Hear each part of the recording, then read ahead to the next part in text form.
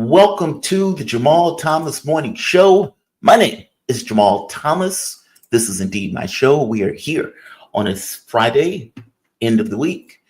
We have made it through another one, hopefully safe and sound. Yeah, hopefully safe and sound to all of you. Interesting day yesterday. So we have had the nominations that are taking place in regards to Donald Trump's administration. And Tulsi, RFK, those are the two that I was most interested in regards to what is taking place and who is going into Donald Trump's administration. Tulsi's has been fascinating. And we're going to get the opportunity. I'm going to go through a lot of it. Today with Caleb. But just fascinating testimony. I have never seen a situation where in congressional hearings, the person comes out and says, we have been supporting terrorists. And I, as a soldier, fought for this country. And then we turned around and effectively backed the people who I was fighting against.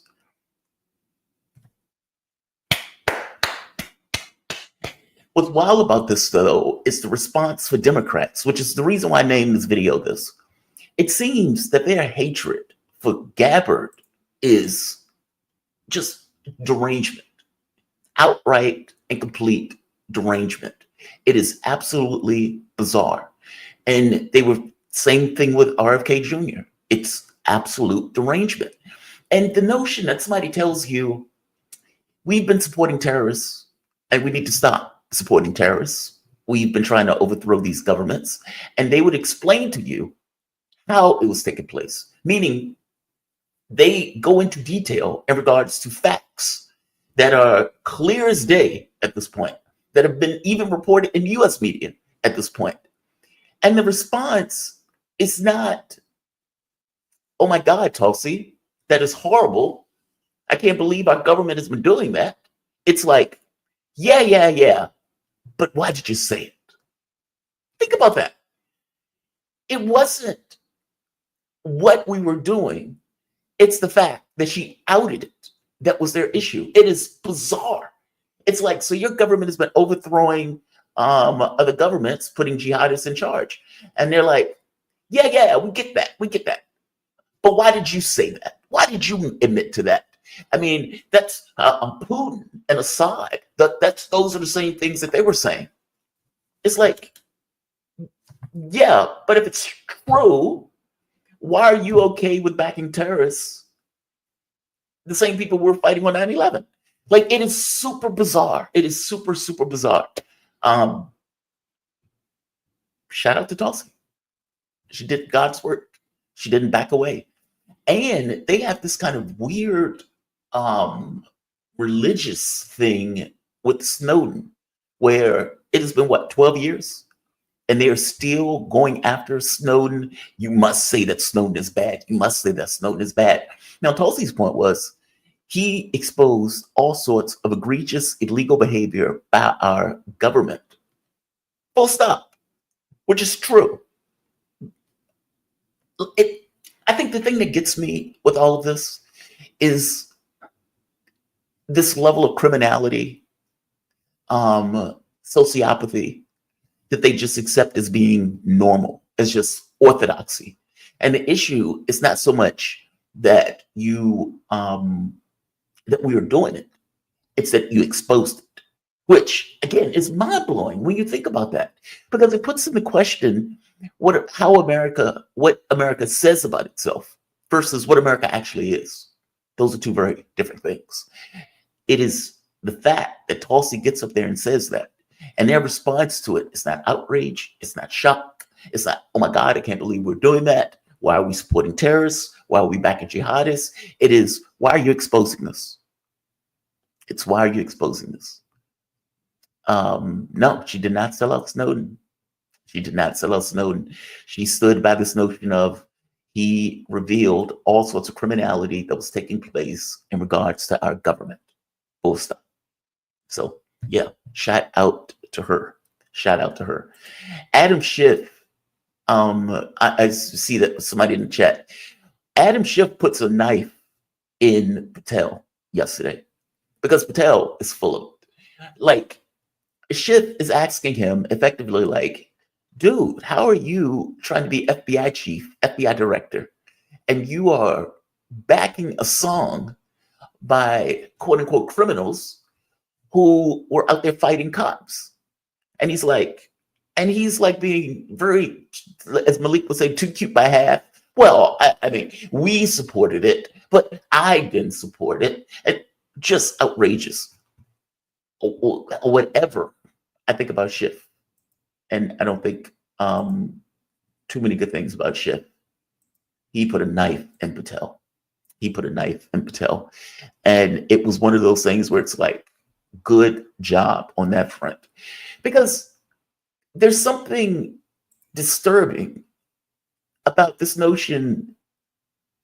I told you before, I thought Trump should have been put in a cage over his attempts to overthrow the election. Full stop. Full stop. I have zero issue with that at all, with that position at all. There's something disturbing about you losing, and then after losing an election, not want to accept the fact that you lost. And in not accepting the fact that you lose, tried to overthrow the government of this country.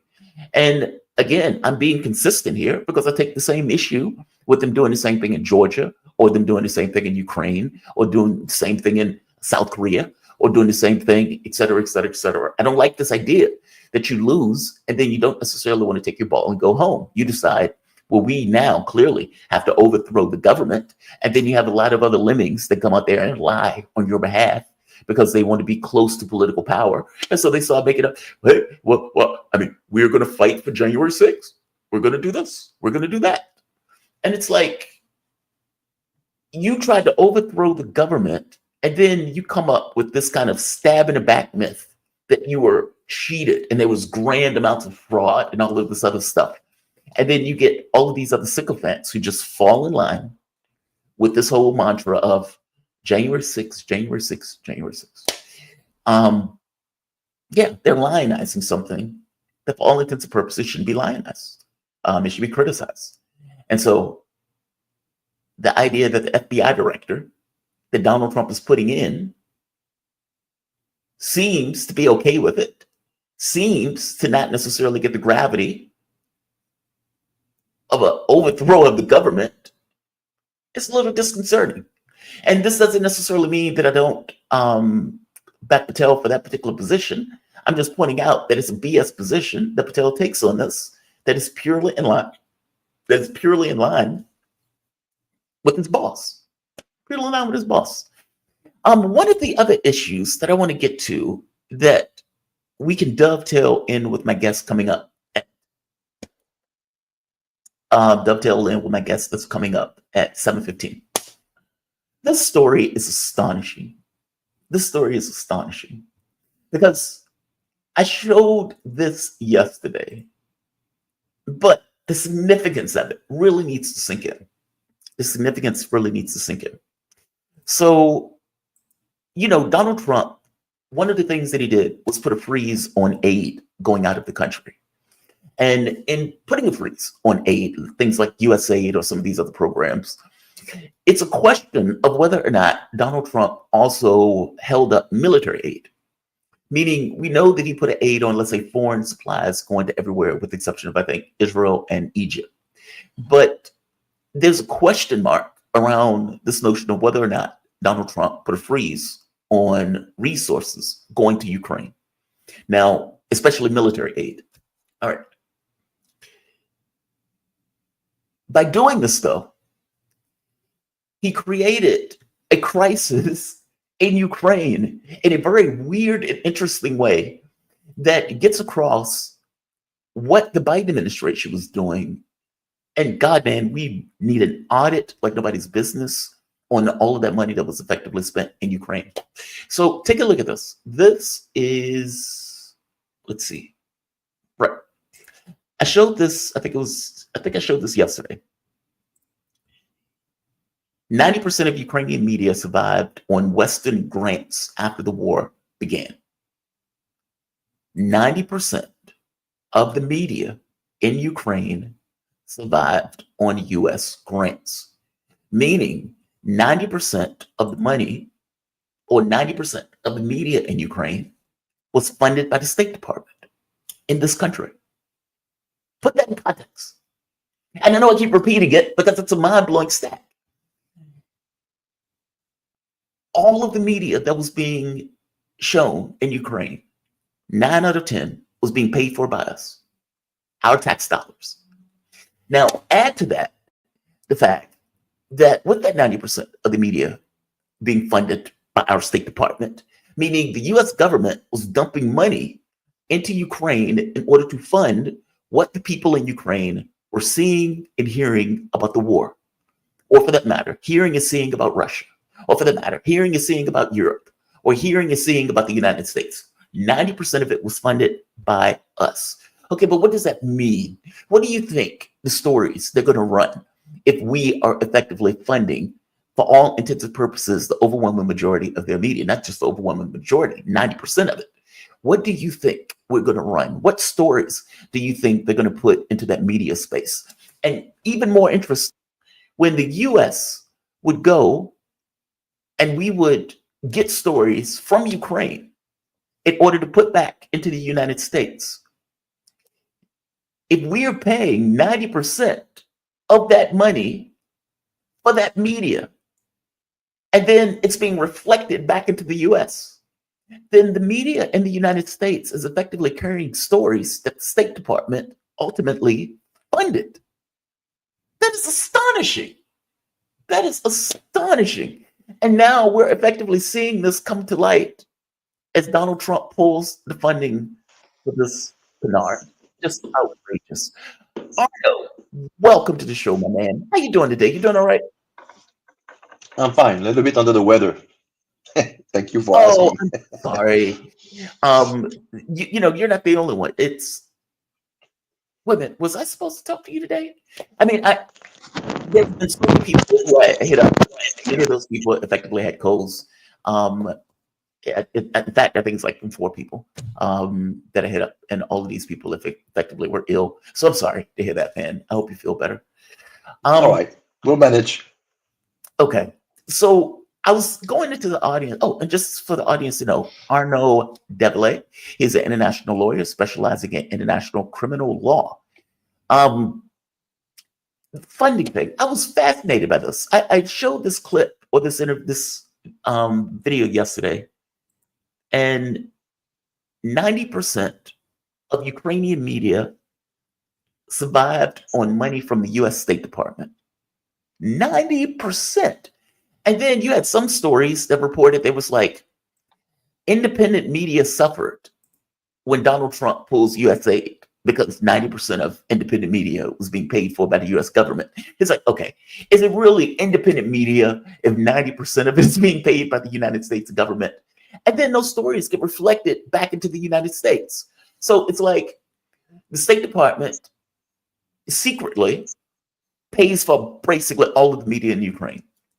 The US media then goes to Ukraine and pulls stories out of Ukrainian media that is being paid for by the US State Department. And it's like, do we really believe that the Ukrainian media, that's where 90% of it is being funded by the State Department, is going to give a line that is going to be different than the US point of view? Of course, the answer is no. Obviously, it's going to affect their editorial points of view, or it's going to affect what they run with in regards to the stories that they run with, or the editorial points of view that they espouse. I was fascinated by this. And then there's a question that needs to be asked: where else do we have this much clout and this much influence? Because US aid, National Endowment for Democracy, all of these things were effectively CIA cutouts. They were used to overthrow governments. They were used to influence governments, influence the political space. And we are now seeing that in this kind of hyperbolic way in Ukraine. Just astonishing. Give me your take on this. What is the effect of having 90% of media being funded by the US State Department? Well, as you say, it reflects, to me, Ukraine is like the exemplar of the NGO, USAID policies of contributing to shape the narrative, manipulate perception, impose agenda in a subliminal way, and in so doing facilitate then the adopting of pro US interest legislation within the country under scrutiny. So it's not really surprising in that sense that Ukraine is, again, it's ground zero of this type of foreign meddling. Let's call it what it is.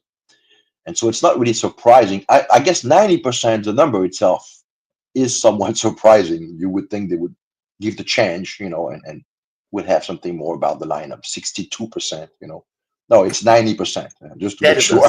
an astonishing number, man. No, I saw that number, my mouth hit the floor. 90%. Like, you are effectively funding all of their media. Like, the State Department is effectively propping up that government and the propaganda that is coming out of that government. Meaning what Ukrainians are effectively getting is US State Department crafted stories. Just That's right. 90%. But this goes way back. I mean, you have to understand, this is something that's been worked on for at least 50, 60 years, going back to 1950s. Yeah. You look at an institute like the Tavistock Institute or the Bertelsmann Foundation. They've been engaging in weaponizing public perception over a long term, so as to undermine fundamental tenets of sovereign societies, traditional family value, the construction, critical theory as a substitute for traditional Marxist thought. All those things have been going on for decades. I mean, they've been working on it. And now they've got algorithm using social medias where remind people, you are the product. That's why it's free.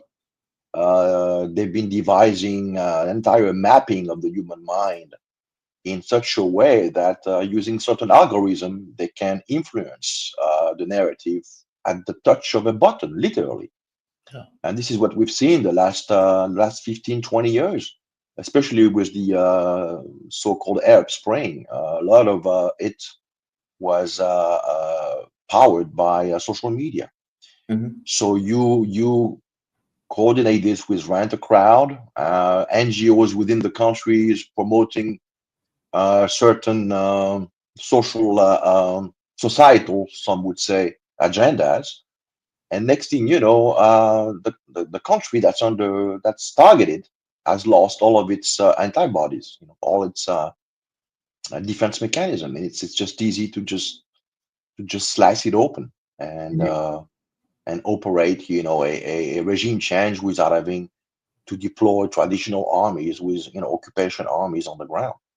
It's using, of course, a fifth column. You always have to, each country has different parameters that agencies in the West are examining as a prying device, bearing on religious division, ethnic fault lines, and if not, trying to buy the local elites or parts of it, compradors elite, and have them do the undermining work, So, and they're very patient at it. It's very subtle. It's not, that they know what they're doing, and it's by wave. So they may actually fail the first time around, but they planted seeds which will then be exploited 5, 10 years down the road with a renewed vigor and with added results. So Ukraine, in that sense, is the again, ground zero of this. I mean, they've managed to turn a country that shares 99%, and that's actually really 99% of its history and cultural kinship with Russia into a resolutely anti-Russia machine, Yeah. almost to the upteenth degree. It's unbelievable, and they've done so in what? If we go back to the 2004 Orange Revolution, that's merely 20 years, but that's one generation right there. So and young people are particularly easy and receptive to manipulation. And so next thing you know, you have completely bewitched an entire generation to throw themselves into the furnace for some kind of deluded notion of an alternate history of what Ukraine might have been about. When everybody knows that Ukraine is the cradle of Russian culture. This is horrendous. I mean, like, it is horrendous. Like, because that number gets across, like you said, the amount of propaganda that was effectively being dispensed across the population. It was almost like leaflets. But in this case, the people are not being told the US State Department pays for this. They're not being told that at all. In fact, the media said this was independent media that was being funded 90% by the State Department. It's like, okay, are you serious? Are you really saying that this is independent media when the US State Department is effectively paying for all of it? I mean, just outrageous. How else does this? We're seeing a huge amount of pressure that's being put on various governments, let's say in Georgia, Slovakia, Hungary. I mean, the money that was going from US aid, it's going to all of those also, right? Like, many of these NGOs are effectively being funded through US aid or National Endowment for Democracy, even in Europe, correct? Especially in Europe, yes, very likely. And going back to Ukraine, I can give you a concrete example of how media, partially or substantially owned by US interest, get to be used and weaponized against, for instance, US citizens who might not be on the page as to what is being engineered in Ukraine. And I spoke about this in my book. The Manafort affair was initially peddled out by a weekly in Ukraine, who was substantially funded by the Soros Open Society Foundation. So it was first the story broke out about the alleged payout by the party of Region to Manafort and the ledger, the secret black book. Mhm. And from that point on, it was then picked up only a month later by the US media in New York Times, Washington Post. And Anne Applebaum was the one who basically was the point woman on the US side, on the US side of the Atlantic. But we all recall that she's married to this Polish foreign minister who's most famous for the comments he made on X back in 2022 when Nord Stream 2 was blown out. And he actually said, "Thank you, the US." So it's all connected. It's a small galaxy of operators, deep state operators. You find them in so-called academia, in foreign services of countries that are completely under the thumb of the NATO US condominium. And they basically echo each other and create this kind of somehow echo chamber. Yeah, that's, I guess, the word.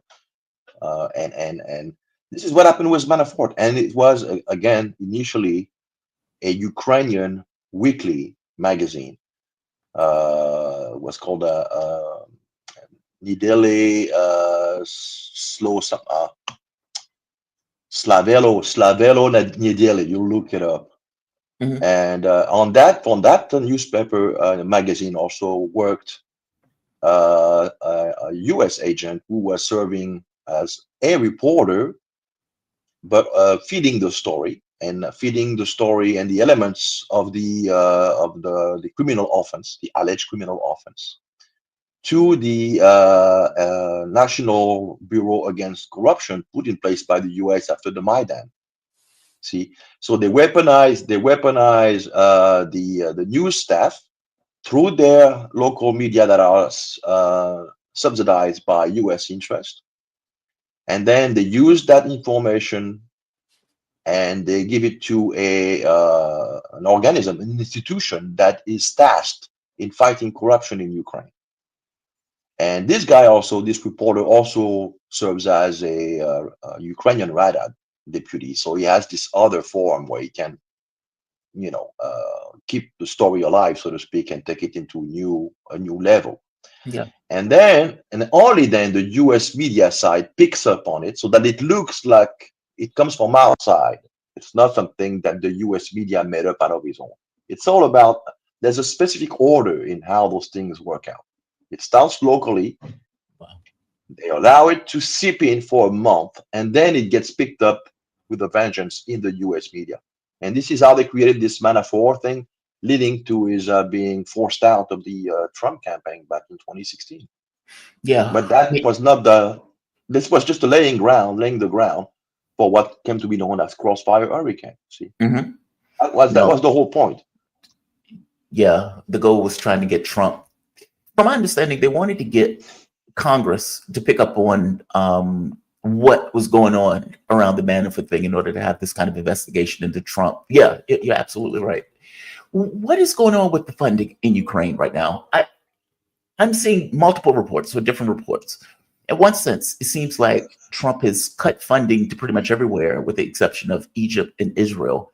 But I wasn't sure if that was including military aid for Ukraine.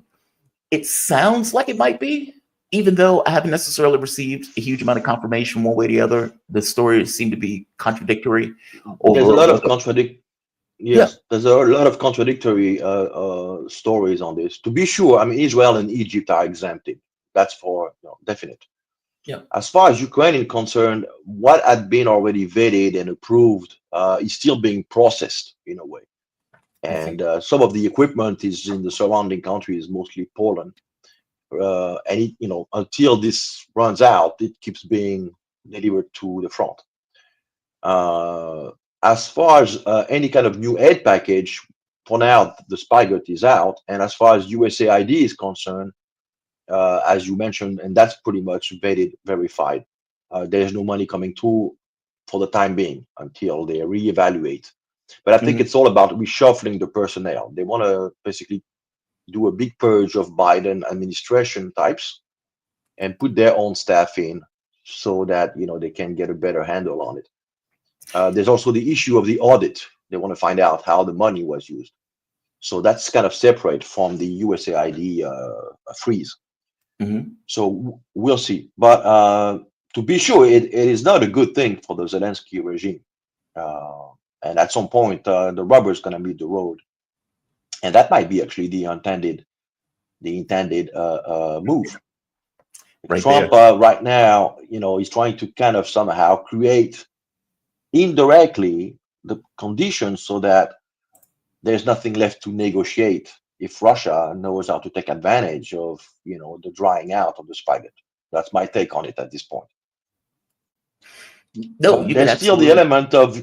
there's still the element that Europe might pick up the stack. Oh, Mark can Rutte Europe made a do statement. that? I mean, would Europe be able to do that? I mean, the U.S. was funding like 200, nearly $300 billion. Can Europe, with all of the budget shortfalls that they have? I mean, the German government has fundamentally collapsed. France is dealing with a budget crisis itself. Um, can Europe really pick up this tab that America was paying at this point? Probably not all of it for sure, but they can cobble some kind of aid package. The idea is to try to somehow find they need time to reorganize in the wake of Trump's coming into the White House and his decidedly admitted stance on, I want out of Ukraine.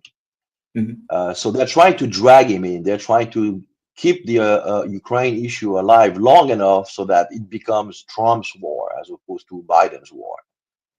In which case, at that point, Trump will have to somehow get more involved in a way where it's consistent with his stance that Russia has to come to the negotiation. But right now, the problem is we don't really have the elements required for Russia to do that. Starting with Zelensky, who was completely politically radioactive, but more importantly, constitutionally illegitimate. Mhm. So, to the extent, and if he was legitimate, he would have to first and foremost cancel out this decree adopted on October 2022, calling for prohibition of negotiation with Ukraine. Right. So we have a problem here, and at the same time, Washington, right at this point, Washington doesn't want to be dragged into this because that would be tantamount to an admission that they've been behind the whole thing. So they're trying to get a presentable, option where Ukraine is somehow on its own, deciding to engage Russia in solving the conflict. But as long as we have the current personnel in place, that's not going to happen. So maybe they should, Washington should try to first engineer, because I saw a 6 months tentative road to peace roadmap type of thing. Mhm. And I saw that a Ukrainian election was somewhat on the 5th out of 6 step. To me, I would actually order a Ukrainian election to take place like immediately or in the shortest delay, so they can wipe the slate clean and at least remove the constitutional barriers that are existing and preventing Russia from taking whoever is running Ukraine right now seriously. No, that's a really good point. And I think I was speaking to someone and they said something similar to that. That basically the plan may be to push Ukraine into this kind of crisis where they're forced to come to some negotiation. Either your military is going to collapse or you're going to negotiate. It's going to be one or the other. Have they? I know they were talking about elections taking place this year. Has there been any movement on elections in Ukraine up to this point? None whatsoever. For now, it remains a dead letter. There are just things being peddled, but there's nothing concrete. And to the extent we might have thought that there were, some kind of preliminary discussion to try to dust off a framework through which resolving this crisis, even that is not even taking place, as far as I can comprehend the situation right now. Kellogg has not even consulted with the Chinese emissary for Ukraine. Because I'm saying this because last week Trump was urging China to get involved in somehow pressuring Russia in coming to the negotiation table. But if he had known his files, if he had done his homework, he would have known that there's already a Chinese envoy, emissary, and he would have enjoined Kellogg to get in touch with this gentleman and exchange notes. And so all those public pronouncements are, and I'm not even going to get into the 1 million Russian casualty and the Russian economy collapsing. It's just, but sometimes, when you get in like this, and to the extent we can assume he's not being fed the right information, obviously, to his discharge. I think he's being peddled, fed a lot of, proverbial. Yeah. I can't tell. I can't tell if Donald Trump is being fed bogus information or if Donald Trump is just lying, because Trump lies as easily as he breathes. Like every blue moon, Donald Trump will say something that's startlingly, that's shockingly true. But if you think about it, he may not want to seem too eager. He may not want to seem like he is bending over backwards for the Russians in that case, in which case he's like, yeah, 1 million people have died and the Russians are losing. It's a stalemate. Everything is going horrible. Like, meaning he may say that, even though he may have somewhat of a different assessment. Because I agree with you. It's very possible that what Donald Trump is doing is letting Ukraine go into a crisis mode, suck away funding, suck away the money, make them kind of deal with the reality that they're effectively confronted with, and see what they come up with. Effectively, all of it is this kind of slow walk into pushing them into a negotiation that Trump ultimately wants them to go into. I mean, I could be wrong. It's very possible that Trump doesn't know what the hell he's talking about.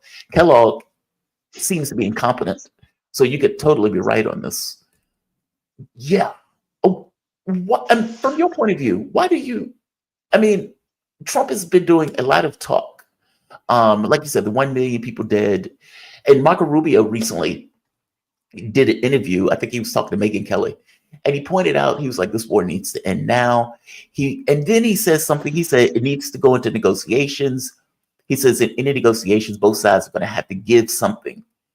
Okay, I guess first question is, what does the U.S. have to push Russia into one way or the other in regards to negotiations? I mean, what does the U.S. have to give that would, let's say, sweeten the deal for Russia to get into some kind of negotiations?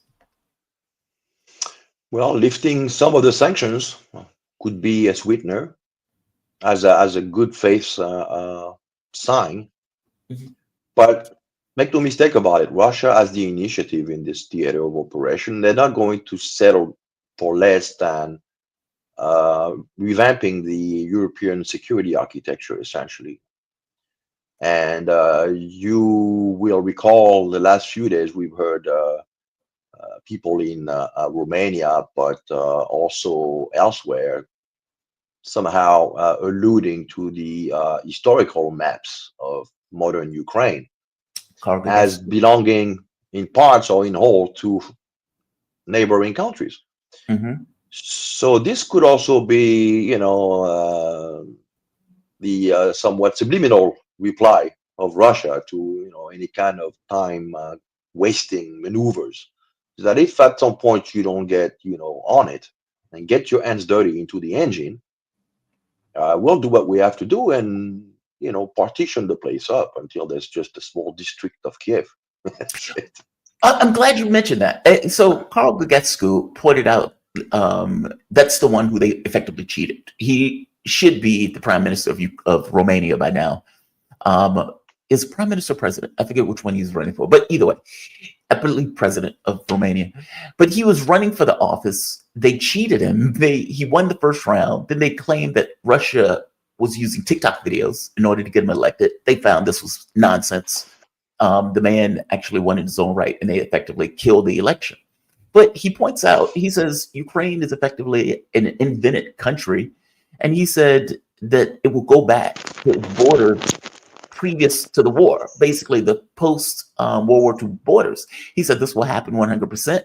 The path to an outcome like this is inevitable. Ukraine is an invented state. And he is talking about like Romania, Poland effectively taking parts of whatever's left over of Ukraine. What do you think the chances of that? I mean, do you think is that where we are? I mean, this sounds a lot like Budanov, actually. Well, Budanov says if we don't have a negotiated settlement, Ukraine may cease to exist. And he wasn't talking about like as a rump state, he just says cease to exist. So how Mhm. big of a concern that other countries in Europe, or other powers in Europe, let's say Lithuania, Poland, Romania, starts taking a chunk of Ukrainian territory? Is that likely? What's the chances? Well, in geopolitics, everything is possible. And to the extent the current Ukrainian entity ceases to exist because it cannot even function, it has no budget, it is bankrupt, and is militarily defeated, Mhm. then its fate will be decided by others, basically. And that's the price of surrendering your sovereignty to an hegemon, 5,000 miles away. Is that, when the hegemon just leaves you out to dry, then the local neighbors are going to basically do what they must. And it's really just, hardcore realpolitik here. And Poland will take its chunk, Galicia, Romania will take its chunk, and Hungary will take its chunk. Yeah, it's S- Lithuania, Hungary. Right. yeah. So it's a possibility. There's a consensus here. Everybody would like to get a chunk. It's added resources, uh, and it flatters the nationalistic impulses of all those three states. So if I was in power in any one of those three states, I would look keenly to a scenario along those lines. Although I would not be the one promoting it, I would want to be uh, having the Russian or somehow the situation on the ground, making it to so that it is a foyer of instability, and so we need to step in and somehow administer certain areas in a joint group of countries who have historical claim to modern Ukraine. Mhm. leading essentially to a partition. That's been done and seen before in history. Poland, of all countries, could tell you about it. They've been partitioned at least 2 times, maybe 3 times. So, Oh, good point. Would Russia be okay with that? I mean, up to this point, Russia said no peacekeepers in the region, but partition is a little bit different than peacekeepers, especially if you're effectively no, it would be dismembering. like an absorption. We're Exactly. talking about an absorption, an administrative, politically legal absorption of 3 huge chunk of current Ukraine, leaving current Ukraine as a ROM state with Kiev and its surroundings, like DC. Because Oh, wow. basically, the new regions on the eastern side of modern Ukraine are Russian subjects now. Mhm. I guess my thing is, would So, Russia be okay with that? Like, is that an acceptable outcome? That, okay, well, we don't really have to worry about Western Ukraine because Western Ukraine is effectively being absorbed into these other states. Would that be ideal? Because part of the issue that I think they're running into is that if you freeze the conflict, at any point, the conflict can reinvigorate, or for that matter, you're going to get Western countries just dumping a lot of weapons, money, and all of these things back into Western Ukraine with the idea that they may reinitiate the conflict at some point. I guess, but is that no longer is an issue if those areas are absorbed? I mean, because under that model, it would be Poland that is building up a military. It would be Hungary that's building up a military. It wouldn't be Ukraine proper that's building up a military. Am I right on that? Like, am I thinking about this right? well, ideally, it would have been great for Ukraine to remain a bridge between NATO and the Slavic world. That was actually what the whole point was to be about. Having this huge country, I mean, it's second largest in Europe after Russia, being somewhat neutral on the security aspect and being this kind of, this bridge, this neutral, glassy, this cordon sanitaire. Mhm. That was to be, Ukraine's role. By destroying Ukraine, basically, and leading to the absorption of chunks of that country by neighboring countries, all members of NATO, essentially, Russia finds itself with NATO at its borders. But it's already the case now with Sweden and Finland. So at least things are clear at this point. But there's not going to be, a redux of what we've seen from 2014 to 2022 as far as re-injecting billions of dollars in rebuilding Ukraine's military, because Mhm. it would be, essentially Poland or Hungary or Romania. So things will somehow get clearer in a way. And I guess from my point of view, if they had to go all the way to the border of Poland, meaning if the Russian military had to go all the way to the border where they had to take Western Ukraine, that I is, don't think they would do that. yeah, that's a worse outcome. No. They don't want to get into a Guerrilla war. partisan. Yeah, exactly. Partisan guerrilla warfare. That's exactly what the Rand would want Russia to mistake itself into doing. So it's not going to happen. So you have to provoke, you have to create the conditions so that the current entity called Ukraine as a political construct collapses from within, essentially. Mhm. Short of resources, short of support, short of legitimacy, and basically exposed to popular wrath, popular anger, because at some point, somebody's going to have to politically take the blame for this disaster that's been going on in Ukraine. So it's a matter of time. Now we can do it the easy way, or as far as Washington is concerned, because in fine, this is also about what Washington's going to do. Bannon actually published an article a week ago or 10 days ago where he said that if this thing is not resolved in a satisfactory way within, I would say, the next 6 months to 9 months, by next fall for sure, this war will become Trump's war. It will become Trump's Vietnam. This is what Bannon says.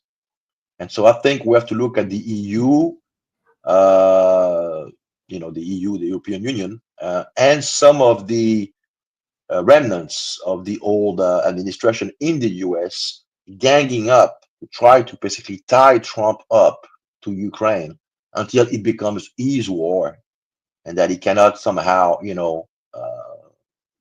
get rid of it, so to speak. They want to keep this alive. But do they have that capability of doing that? I mean, because Joe Biden was like, we're with you for as long as it takes. He did this for like 3 years. And to your point, they were trying to Trump-proof Ukraine, basically try to get all of this money to Ukraine in advance, with this belief that Trump was going to come in and cut the funding, I suppose, which is exactly what he did. He cut the funding for it. If Europe is not going to be able to effectively replace the amount of money that the United States was putting into it, if the US is no longer putting money into it, if all of these sectors of the Ukrainian economy are effectively collapsing, for lack of a better word, like what is the outcome? I mean, let me ask you this. Is there anybody other than Zelensky that is a political potential in that country? Well, let's answer your first question first. I think there's a possibility that they basically seize part of the $300 billion that belongs to Russia. I mean, you have to understand they are in an existential crisis right now. The NATO EU condominium. Those people, if Ukraine, as it were, in their own words, collapses or loses, they lose with it. They're goners.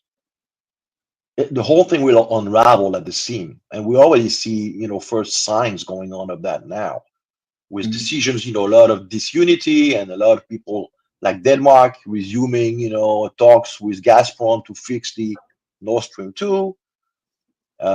So this is becoming really worrying for the establishment, writ large. So they have one gambit left, is to basically say, go for broke,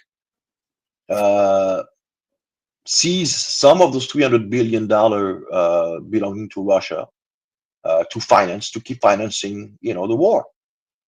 I would not put it past them to do that. Yeah. This is how idiotic and ideologically driven those people are. How do you explain Denmark allowing the Russians to work on Gazprom? This seems random. It seems out the blue. Yeah, well, it could, obviously this has something to do with Trump's statements on Greenland. So they're trying to basically say, if you keep on acting stupid, we too can act stupid, and this will unravel the whole strategy, the whole policy adopted by all the members of the alliance, bearing on sanctioning Russia exports and allowing Russia to export its gas.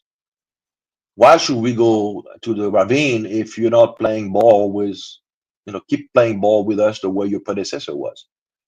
Yeah. And now you're saying, you want to get Greenland. So essentially, you're going your own way. You want to create your own sphere of influence. You want to grab a piece of something that does not belong to you, and you want to somehow, throw us under the bus. But that's what he's doing. I mean, that's what he's doing. Yeah. But I think there's method in this chaos. This is what he's trying to do. He's trying to force them to do something that would then saw the roots of disunity and discord within the NATO complex, EU NATO complex. This is what he's doing. He's done with this. He wants America to basically go mono doctrine 2.0, grab Greenland, because strategically, and this is the next theater of operation for the next 100 years, is the Arctic Circle. This is where it's going to be. And by seizing or somehow coming to term with Denmark in acquiring Greenland, the US will become a major player in this rush for natural resources once the Northwest Passage becomes completely available. So this guy is thinking 10, 15 years down the road right now. What do you think the chances? So Ukraine looks passé. Well, that's what I was going to say. What do you think the chances of him getting Greenland? I mean, for all of the threats that are taking place, and apparently behind the scenes, Denmark was telling Europe, don't bring it up. Don't say anything about it. Let's just be quiet about it. Maybe it'll blow over. And as Marco Rubio pointed out, Donald Trump is very serious about getting his hands on Greenland. So, what do you think the chances are? Like, that's astonishing. Because you're right. Donald Trump has decided he's going to go it alone. He was like, yeah, we don't need this NATO stuff. We don't need this European stuff. We can have a North American continent with America as the main driver in this. We can get our hands on Greenland so we can be in the Arctic. We can be a super continent in the way that Donald Trump is thinking about it. We don't need Europe. That seems to be where he's going with this. Yeah, and this would then lead to maybe a Yalta 2.0, with like the sphere of influence being redefined. The Eurasian landmass is being left alone. China, as far as great power competition, will be just basically a tech race. But every one of the big three has its own sphere of influence, and mechanisms are put in place so that there's no creeping over each other's, red lines. And yeah, that would be a viable construct to me. I mean, in this imperfect world. But so while it depends on Donald Trump and how he can somehow navigate through the red tape that for sure is going to be thrown his way, not only at home, but across the Atlantic. This is really what's going to be interesting, at least until 2026 and the midterms, which may, reshuffle the deck of cards in the US and lessen the Trump administration control of the Republic's levers. But otherwise, the next 2 years are going to be fascinating to watch as far as, the standoff between Washington and Brussels, essentially. One last question on this: does Europe have anything that they can force Trump's hand? Like, meaning, does Europe have any levers, any leverage or powers that can kind of keep Trump involved in Ukraine? Or for all intents and purposes, it's the US's discretion on whether or not they want to remain in this process? Well, some of the EU, the bigger EU countries could decide unilaterally to send troops to Ukraine to secure whatever resources. Yeah. Well, we're dealing with Macron. We're dealing with someone who is perfectly capable of doing this. Macron is the exemplar of the globalist order, who doesn't look at Donald Trump as a good thing. And he actually is the only one who came out and told Denmark, if you need troops to defend Greenland, we're there. We're there for you. That's Macron. So everything is possible.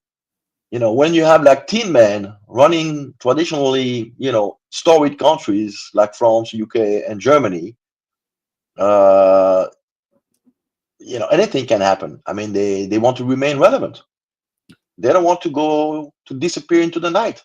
Yeah. And so, they will do whatever it takes to keep dragging the US into Ukraine until a new election takes place and they get more friendly personnel back in office. That's my take on it. Just amazing. Just outright amazing. Yeah. The idea that France is talking about, we'll send troops in. Okay, good luck with that. Those troops be targeted immediately. I mean, sure. Well, Moscow has said so, like only 2 days ago. Any NATO troops that comes in will be legitimate targets. They don't have a choice. I mean, it's a nose under the camel's tent. It's like, if you don't target those troops, then it sets a precedent that you can add in more troops, that Moscow is not going to go after on those troops. Yeah, those people are going to be targets right off the bat. I have a hard time believing Macron would do that without the backing of the United States. It's that part. Well, Macron doesn't need the backing of the United States. Macron right now is politically at home, completely against the wall. I mean, there are a lot of discussion and doubts as to whether or not he can even finish his current term. Yeah. So he's beleaguered, and if you study the guy's psychological profile, he's perfectly able to up the antes and basically allow himself to call for the Article 16, which is the full powers, dissolution of parliament, suspension of parliamentary powers.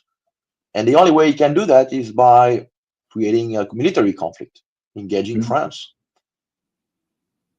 And this would basically be the trip. The trip is willing to sacrifice French troops to get that casus belli, this kind of seminal event, which would then get NATO to really, have no choice but to, you know, show their true colors. Are you in or are you out? But that's not really A lot of forcing people. NATO. I mean, like, that's France going unilaterally into a war zone. That has nothing to do with NATO at that point. That's just purely France. I know, but if you keep in mind what the narrative and the traditional media narrative has been about, is Russia won't suffice itself with Ukraine. They are coming for Western Europe afterward. But that's France invading. I guess that's my issue with this, right? Like, this is But like they will frame it. take it off. They will frame it. They control the media. I mean, there's a lot of alternative medias, to be sure, and we're trying our best to, get those 15 critical percent of people awakened. But make no mistake about it, those mastodon, corporate media still have a sway over hundreds of millions of people. So they can get the narrative set so that Russia will be characterized as the aggressor. Whereas France was trying to basically create, protect some minorities there, or prevent Russia from taking the whole of Ukraine. Right. They will do it like this. Macron invaded Ukraine in order to protect. Watch Macron, and hope for Candace to come up with the goods. Oh man, that is outrageous. That is outrageous. Look, you're not wrong. I mean, with 90% of the media, see, the only catch with that, right? 90% of the media is being paid by the U.S. State Department. I have a hard time believing that Donald Trump is going to be okay with Macron doing some nonsense like that, and the media being okay with it. Who knows? You might be right. God, man, that is so outrageous. Macron invades, and then the media is like, he did this for defensive reasons. It's like, okay, sure he did. Chutzpah. The bigger the lie, the better. This is how it's politically it's a main principle. Yeah, you have to make it, the bigger the lie, the better, to push the policy. Yeah. It's like, well, that lie's too big. There's no way he's lying about that. It's too big. Yeah. Well, that's what we thought about the WMDs in Iraq. That is true. After 10 years plus of sanctions, and the dismantling of the arsenal back in the early 90s, this is what they went with. And they basically hammered it like a marketing campaign at the close of summer 2002. Yep. They came out for the fall with this new message, and it was pedaled and hammered into people's mind until March 2003 for 8 months. And next thing you know, people were convinced that the secular state of Iraq was in cahoots with Al-Qaeda. Just outrageous. It's just astonishing to me the way, like, for all of the talk about people saying they don't trust mainstream media, it still has clout. Like, it still has this ability to influence. I mean, even the stories that we typically talk about are in relation to media. Like, it's in relation to something that the media is effectively running with, as ludicrous as some of this stuff is. You're absolutely right.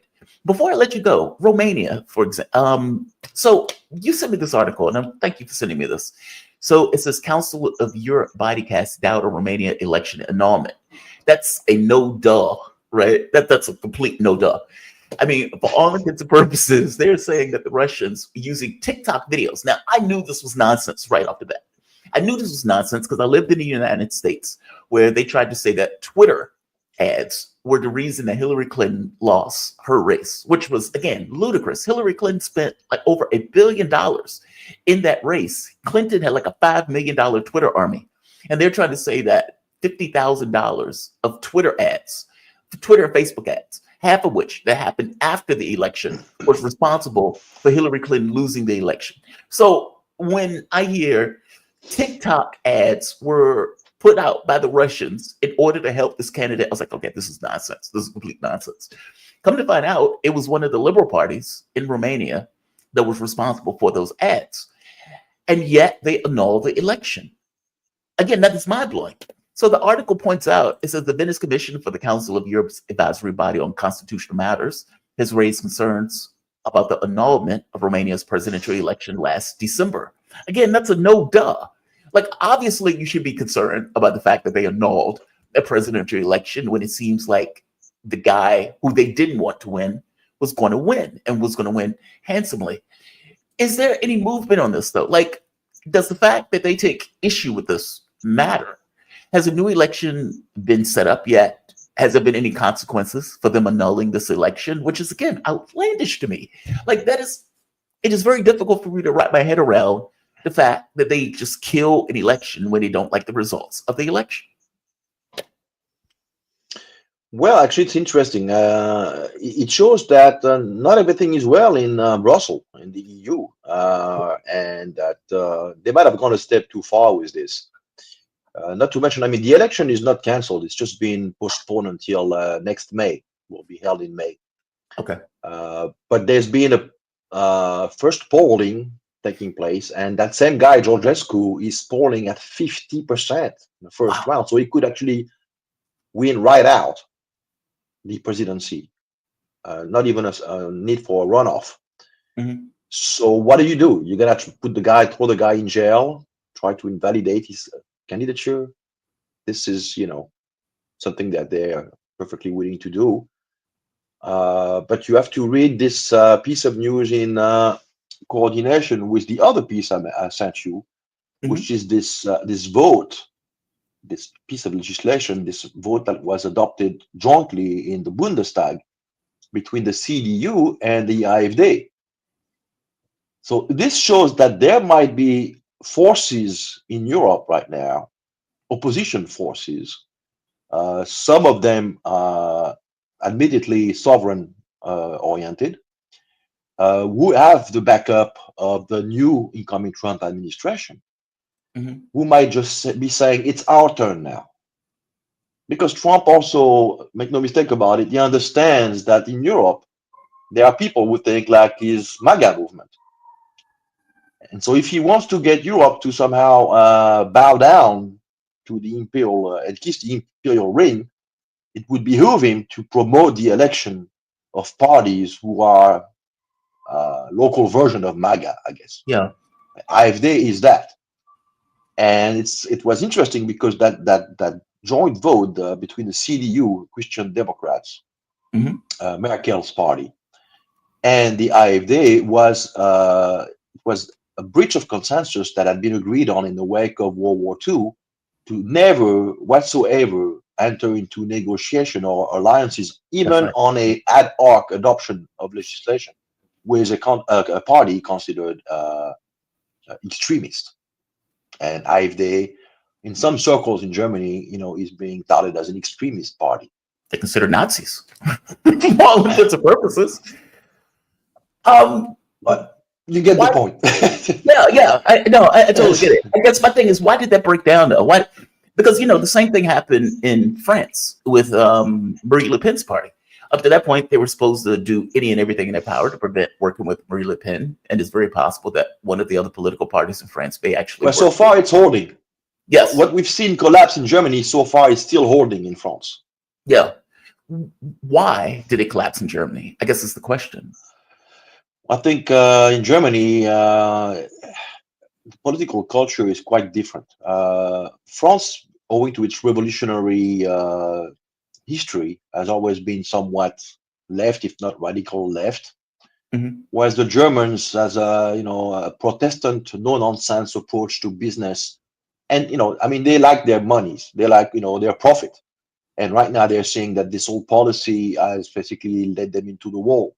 Yeah. So that German common sense, deeply ingrained common sense approach to affairs, is basically now impossible to ignore. And AfD is making so many gains; it would become politically explosive if they were to try to outlaw AfD. And it might have been done if Trump had not gone into office, but a lot of water has gone under the bridge since then. We've had this discussion between Musk and Alice Weidel, the head of AfD, that really just like put her on a different dimension. There was a AfD meeting party meeting last weekend, and Musk came out and endorsed, and told every German in attendance. I saw and that. beyond. I saw.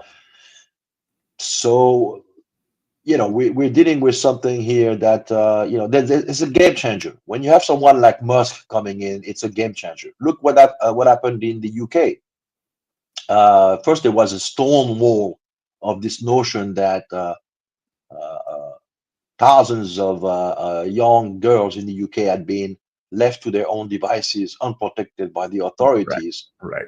As soon as Musk got involved, they caved in and called for an investigation.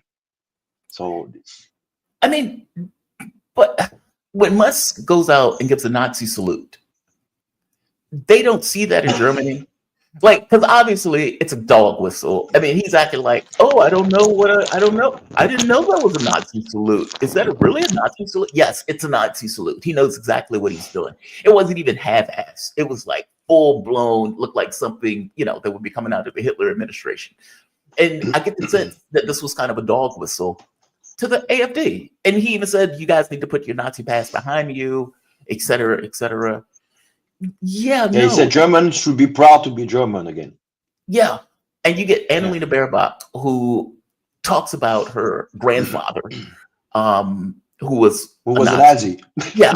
That's outrageous. He's like, yeah, my grandfather, it just puts me in the mind when he's standing here on the Oder.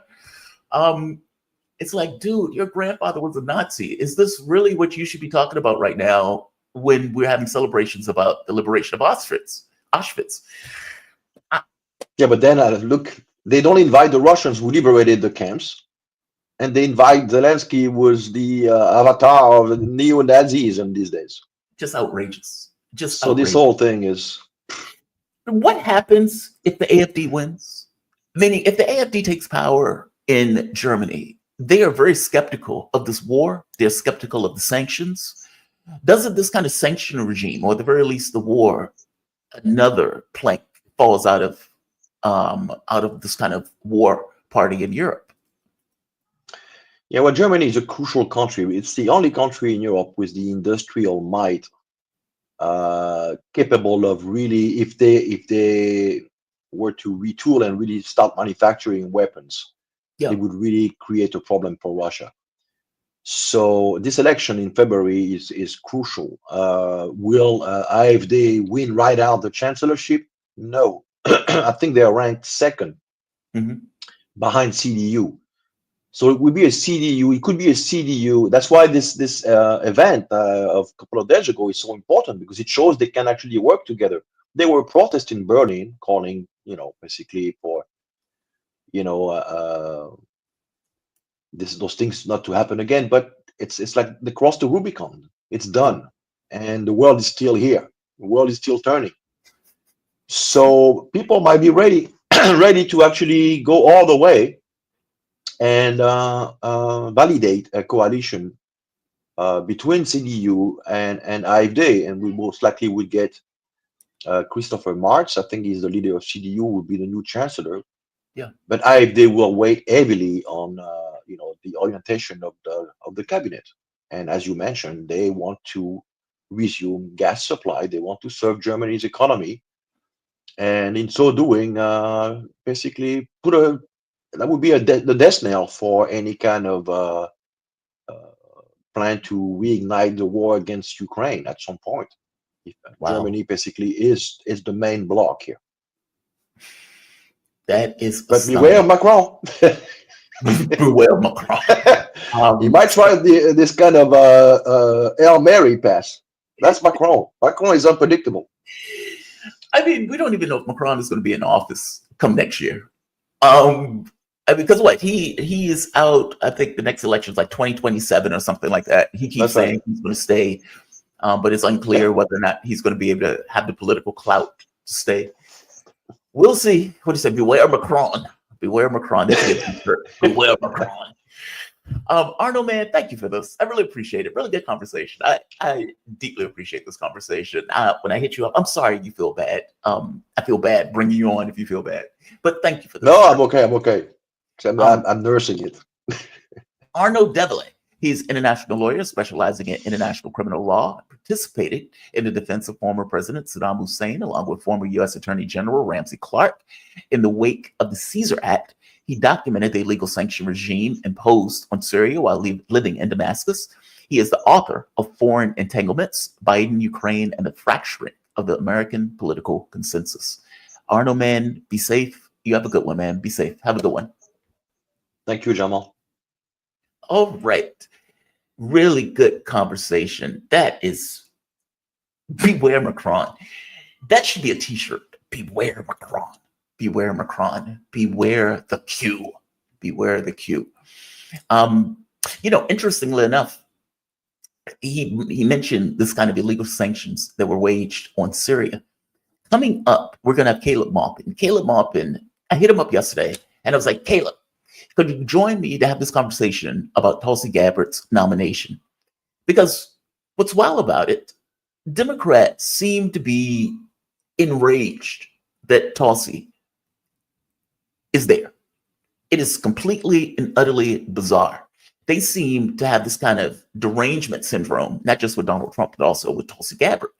And I think the mind-blowing thing to me is when they would ask her a question, Tulsi Gabbard would answer the question, and after she answers the question, she would drop truth bombs, like, timber sycamore, we were putting all of this money into Syria, Obama was trying to overthrow the governments of Syria. This stuff is well documented. The stuff is completely legitimate.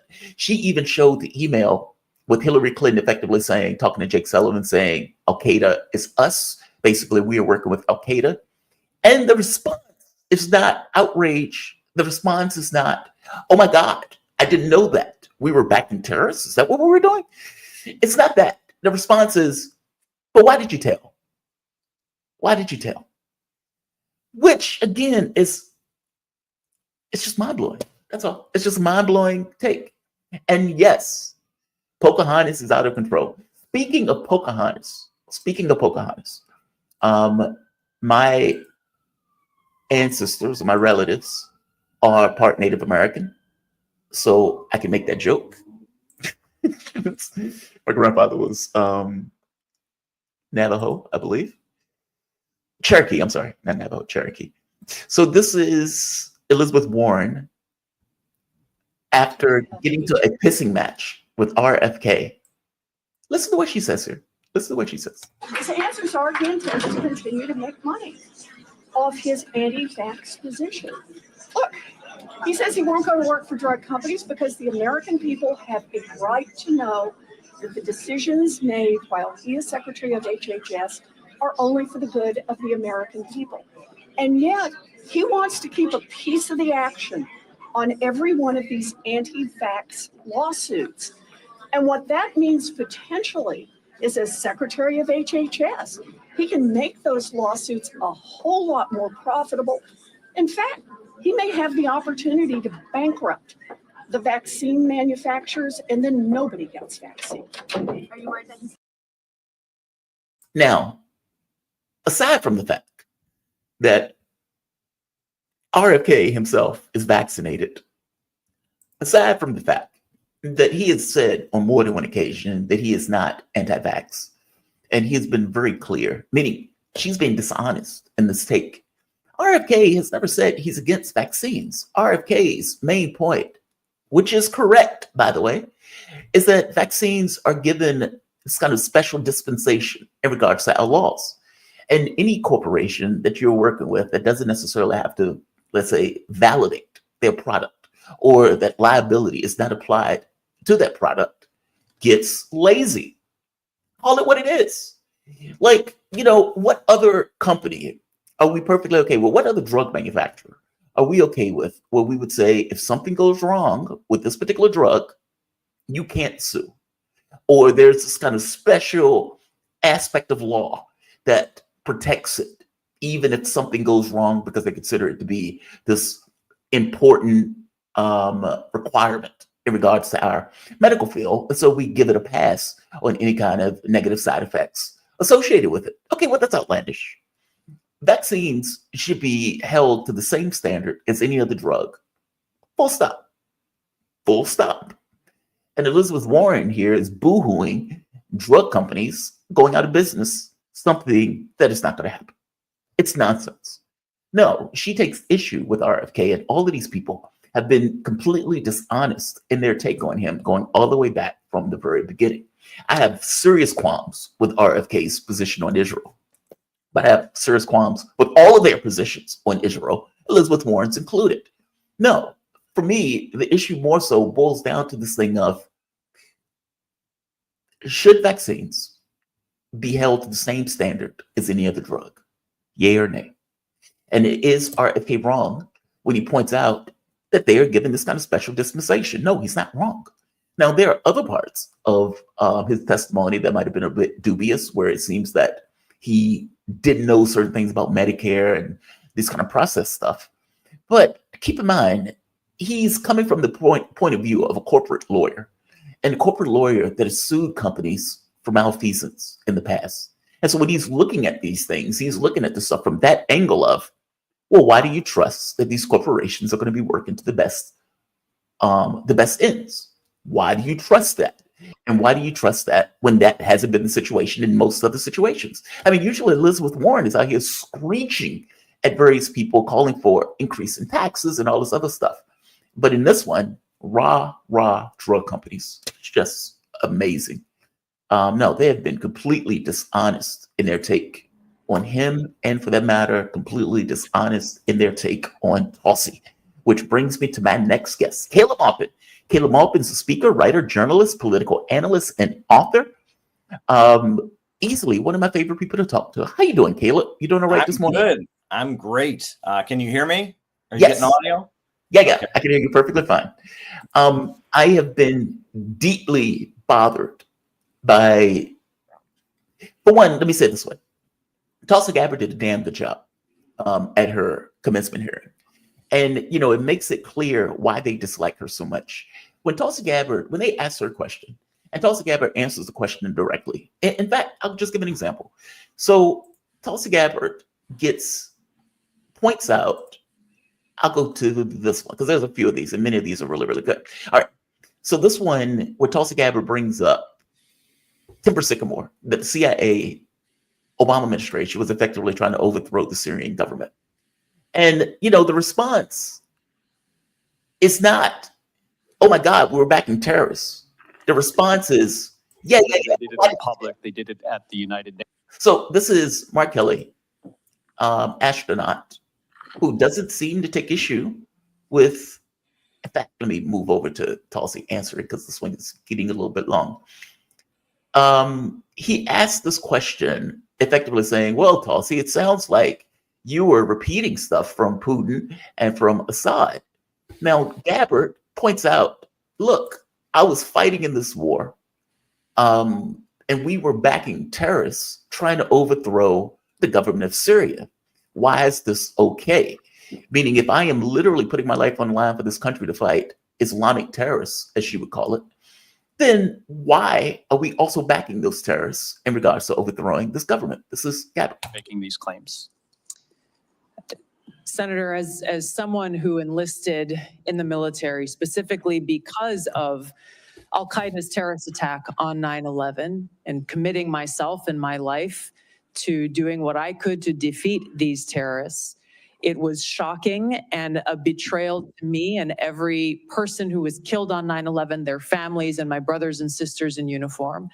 When, as a member of Congress, I learned about President Obama's dual programs that he had begun really to overthrow the regime of Syria, and being willing to, through the CIA's Timber Sycamore program that has now been made public, of working with and arming and equipping Al-Qaeda in an effort to overthrow that regime, starting yet another regime change war in the Middle East. DoD train and equip program, again, begun under President Obama, is widely been known, looked at, and studied, that ultimately resulted in over $500 million being used to train who they called moderate rebels, but were actually fighters working with and aligned with Al-Qaeda's affiliate on the ground in Syria, all to move forward with their regime change and not acknowledging what was obvious at the time and what has unfortunately borne true, which was that a regime change war in Syria, much like the regime change wars in Iraq, the toppling of Gaddafi and Mubarak, while these are all dictators, would likely result in the rise of Islamist extremists like Al-Qaeda taking power. I shed no tears for the fall of the Assad regime, but today we have an Islamist extremist who is now in charge of Syria, as I said, who danced on the streets to celebrate the 9/11 attack, who ruled over Idlib with an Islamist extremist governance, and who has already begun to persecute and kill and arrest religious minorities like Christians in Syria. I understand. Why that should be acceptable to anyone is beyond me. It shouldn't is be. certainly And I not in our understand, and interest. I appreciate your answer, and thank you. My concern has to do with the tendency to repeat Russian and Syrian, and even in some cases, I think we'll get into in the closed session, Iranian information. That is astonishing. That is an astonishing clip. Like the idea that he asks her a question, she responds to it and says, look, we are backing terrorists. They're literally trying to overthrow the government of this country. Obama was doing it, Timber Sycamore. Like, she goes through it. Everything that she said is correct. In fact, just to make that point clear, the New York Times ran with the story a while ago. So this is not even something that is, up for debate. This is literally true. And his response is like, yeah, I get all that. But, it's the fact that you said it. It's like, what? So me repeating something that's true and that I find to be completely detestable, considering that I was fighting for this country, that's your issue, not the fact that we were doing it? That is outrageous. Give me your take on this, Caleb. I was stunned. I can't say I was astonished by it. Disheartened by it is probably the better word for it. Well, that is kind of the way that they have trained a layer of people to think. You don't think about whether or not something is true. You think about whether or not it sounds like something that someone you have been told is bad might say, right? Yeah. If you hear a fact, is this something that Putin might say? Is this something that Russian propaganda might say? Is this something that an anti-vaxxer might say? Is this something that a conspiracy theorist might say? Well, the question should be, is it true or not? Adolf Hitler was a horrible, horrible person, but I can guarantee you that at least one point in his life, he said something true, and it didn't stop becoming true because Hitler said it, right? And that someone can be awful and say something true. This is a complete logical fallacy. And this is really the way they train people to think on the right during the Cold War, right? Does that sound like what a communist would say? That was the way that they talked, right? And that's why they pushed free market policies. Oh, you got to be completely deregulating free market, because if you're talking about the rights of the workers, or you're talking about union protections, that's what a communist might say. So you got to oppose it. Oh, you got to support the U.S. sending troops to Vietnam. Why? Well, if you're against it, that sounds like what a communist might say. This is the right wing kind of, it's now the left, the liberals that have taken on the mindset of the McCarthyite right wing, the conservatives from the Cold War era. That's really what I'm hearing there. I was in the room, I will add. It was really great to be there in the room and to see. There was a huge line of people who wanted to get in, all of them supporters of Tulsi Gabbard. She has a lot of people that are really counting on her. So, it was really great to be there in the room in DC. I'm still kind of recovering from my trip. I just got back late last night, but I'm glad to be here with you now. So there you go. No, man, I appreciate it. And you're absolutely right. It is a very bizarre thing. It's like Hitler likes dogs. So if you liked dogs, then you might be something like Hitler. It's like, okay, this is nonsense. Is it true or is it false? And, just because if Russia says, well, you guys are trying to overthrow the Syrian government, they were trying to overthrow the Syrian government, and they eventually accomplished the objective of trying to overthrow the Syrian government. Where's the lie in all of this? And, it's pretty astonishing for Kelly to be like, yeah, I get all that. Meaning he's not contesting anything that she said is false. It's not like she said, well, that's not true. Well, he didn't say that. He accepts what she's saying is because what she's saying is true. It's understood to be true at this point. His issue was that she said it.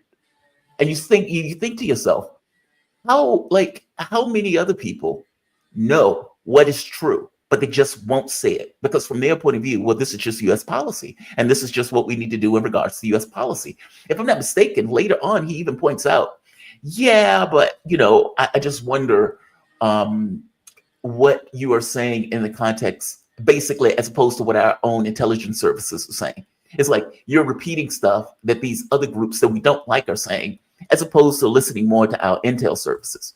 The same intel that was trying to overthrow the government of those countries, like just outrageous stuff.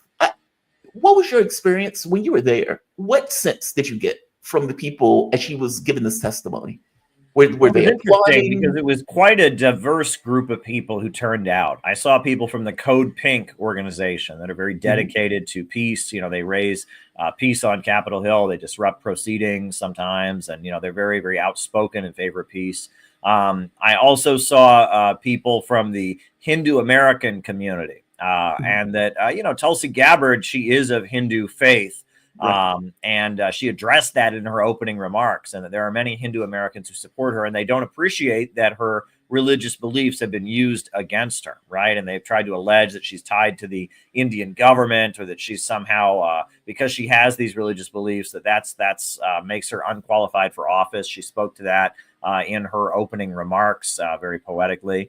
I saw a lot of military people there who were there to support her. There was actually supposed to be a press conference with Congresswoman Tulsi Gabbard and military and veterans and law enforcement. They ended up calling it off probably because of the incident, the aircraft, crash that took place. So they didn't end up having the press conference.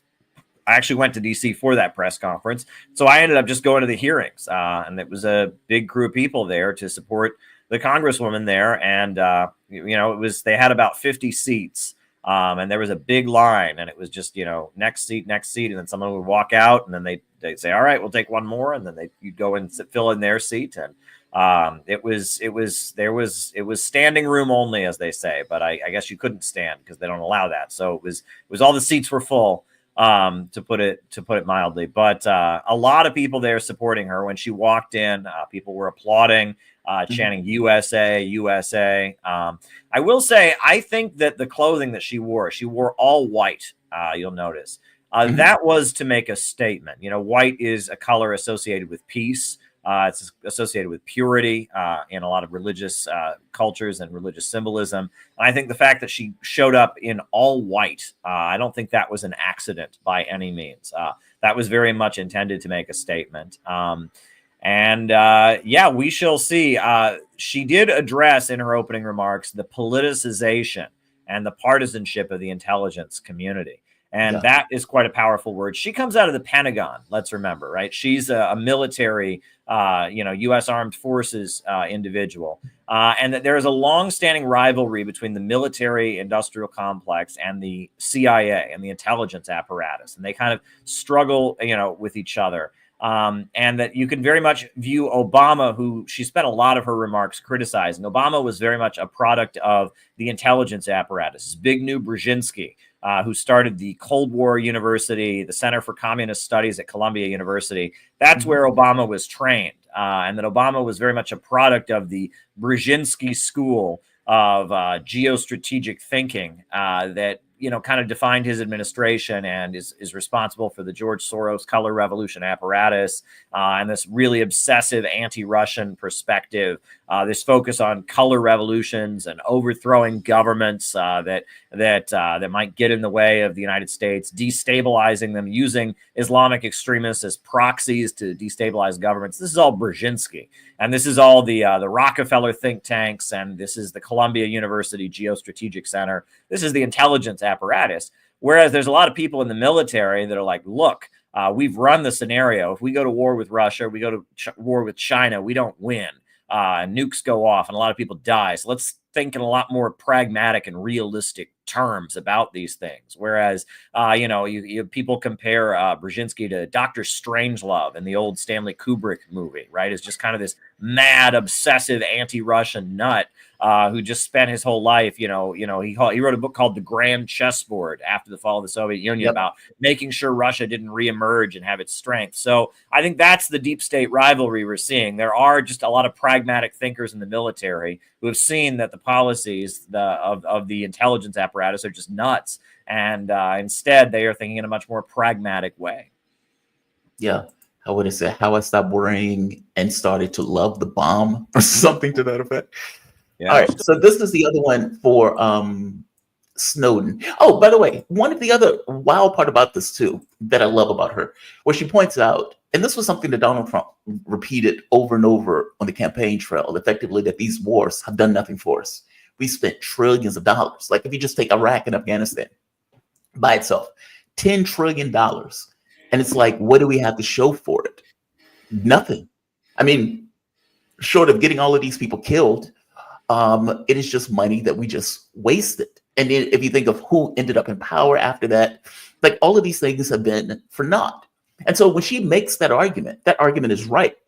And it doesn't necessarily seem like they took issue with what she's saying as being true or false, because they can't really contest that. That's not really their issue. Their issue is that she enunciates it. It's like the fact that she says it is the issue. And they bring up the same thing with Snowden. So she points out over and over and over again, and I think Snowden even responded to this, like, dude, it's been 12 years. Give it a break. They asked her about Snowden, and under no circumstances, she would point out, look, he broke the law. By the same token, the US government was also breaking the law. And Snowden revealed much of the criminal activities of the US government, especially in regards to spying on the US citizenry. And so this is another Democrat asking her a question to go after her. Just Do you still think Edward Snowden is brave? Mr. Vice Chairman, Edward Snowden broke the law. I do not agree with or support with all of the information and intelligence that he released, nor the way in which he did it. There would have been opportunities for him to come to you on this committee or seek out the IG to release that information. The fact is, he also, even as he broke the law, released information that exposed egregious, illegal, and unconstitutional programs that are happening within our government. Excuse me, that led to serious reforms that Congress undertook. Chairman, we got 5 minutes. So I take your answer, and these are your quotes. Brave, please join my bipartisan legislation calling for charges to be dropped against him.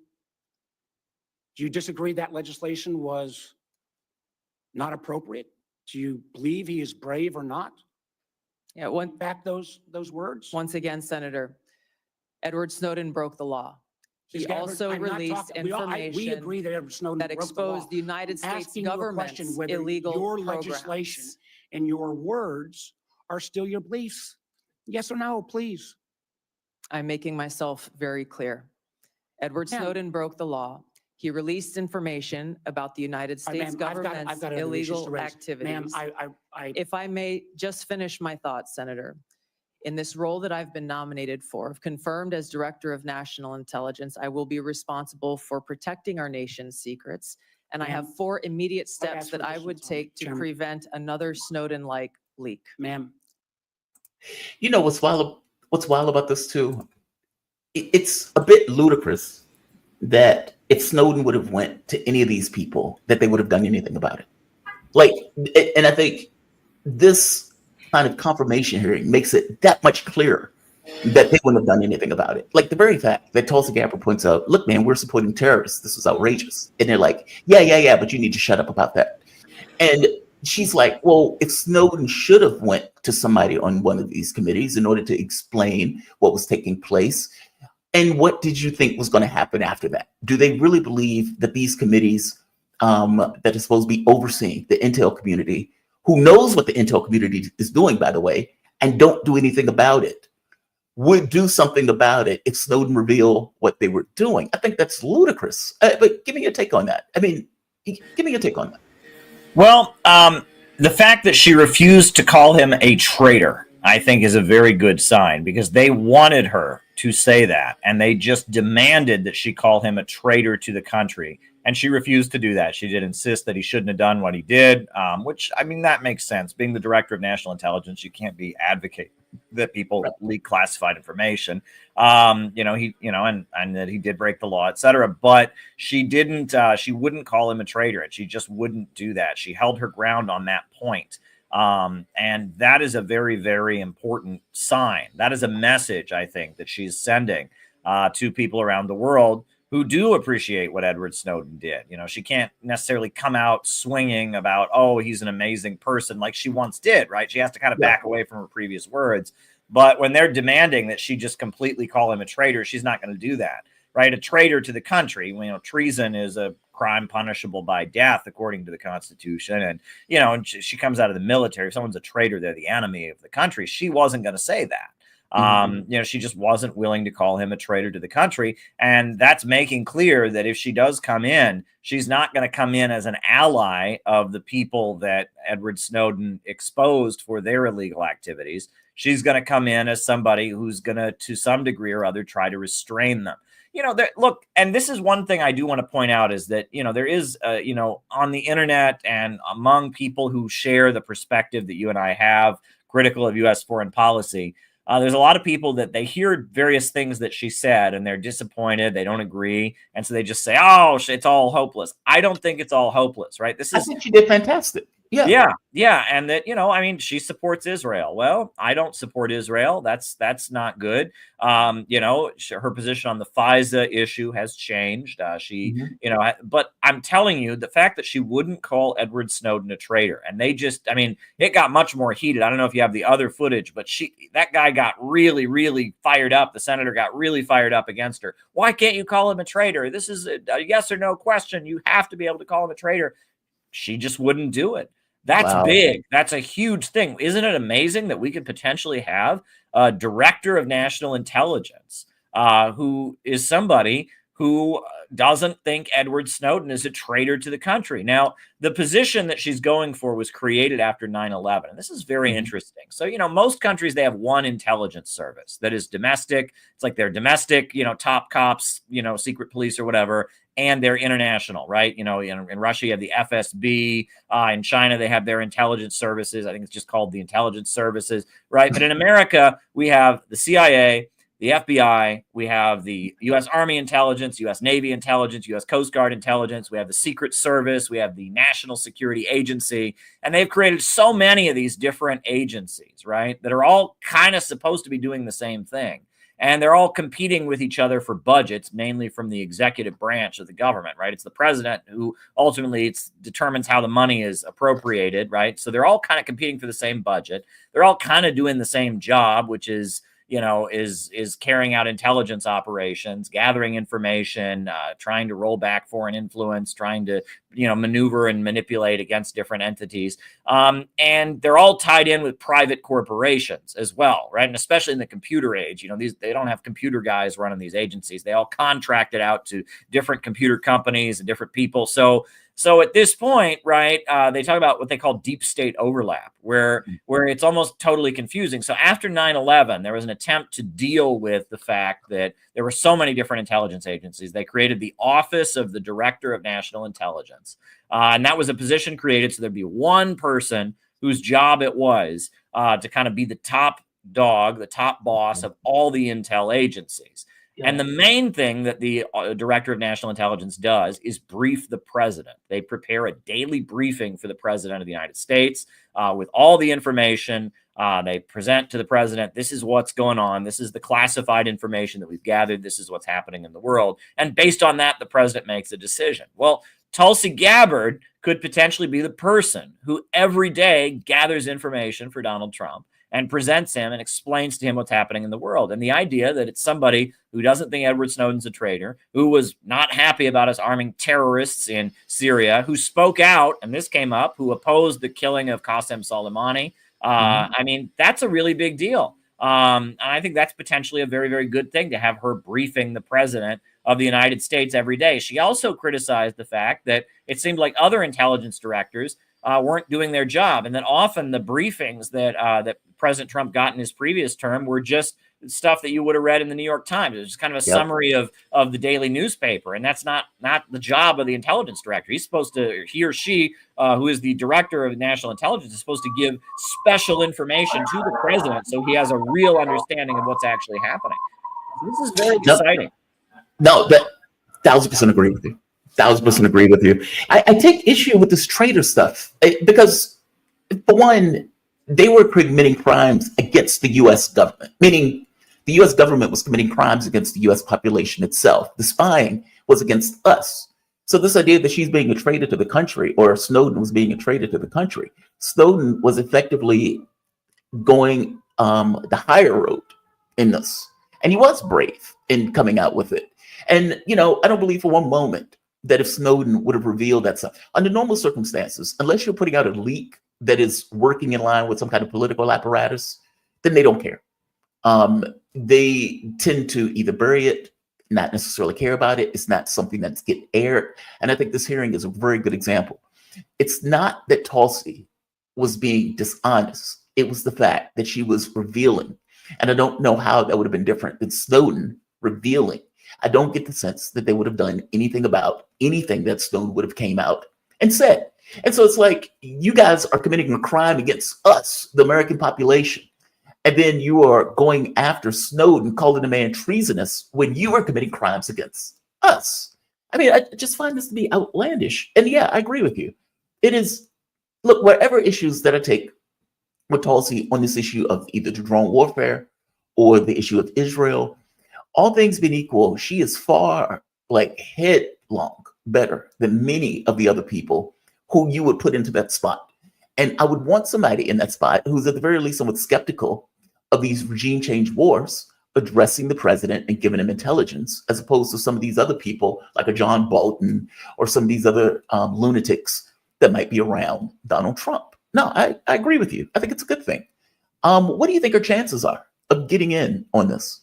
Well, it's very close. It's down to 2 or 3 votes. It's going to be very, very close. But honestly, Trump has the option of a recess appointment as well. He could wait until Congress goes to recess and get her in that way, which he has said he kind of is considering and might just do. So I think there's a very, very good chance that she can get in. But she might get the votes. We'll see. It's down to a couple votes if she can change the minds of a couple senators.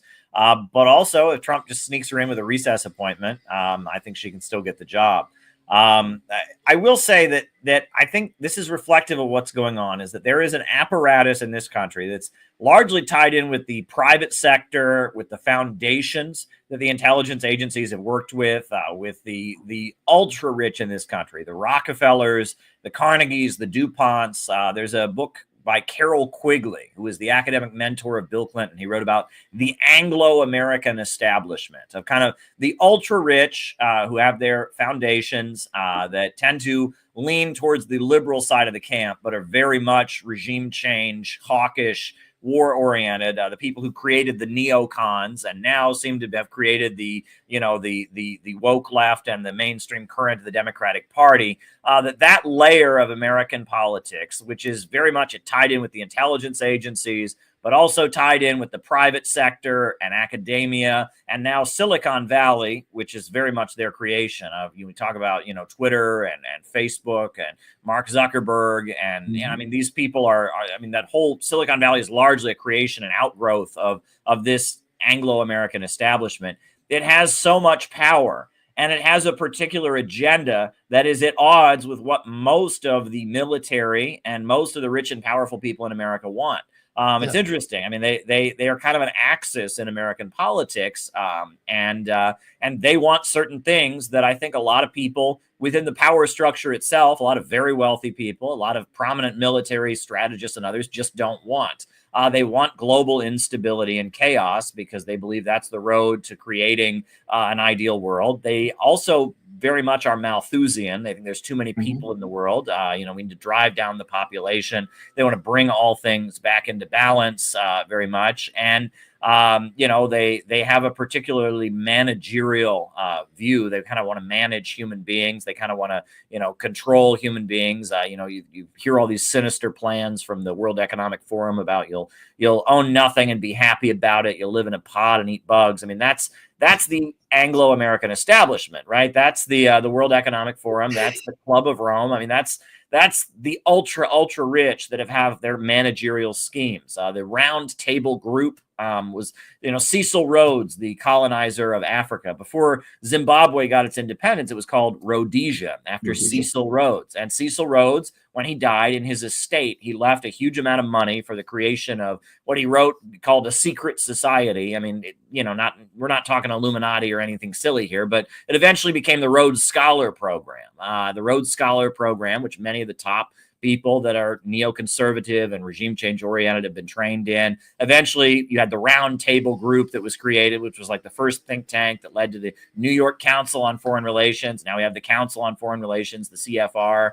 You have the Asia Society funded by the Rockefellers, and you have a whole apparatus that's been created by this section of the American power structure that has views that are at odds with what the bulk of the military and what the bulk of the private sector and the manufacturers and the wealthy people want. And that fight between those two, that kind of defines American politics. And that's what Bill Clinton's mentor, Carroll Quigley, wrote about in his very long history book, Tragedy and Hope, and then his much shorter book, The Anglo-American Establishment, where it's that layer versus the bulk. That's how you can define American politics. And during the Cold War, it was the hard right, you know, the John Birch Society and the military folks versus those folks. And then they ultimately created neoconservatism, which was like their kind of compromise that kind of brought in some of the hawkishness that the right wanted, but also took the right out of kind of anti-establishment and libertarian places and took it toward a more mainstream place. So neoconservatism was kind of their way of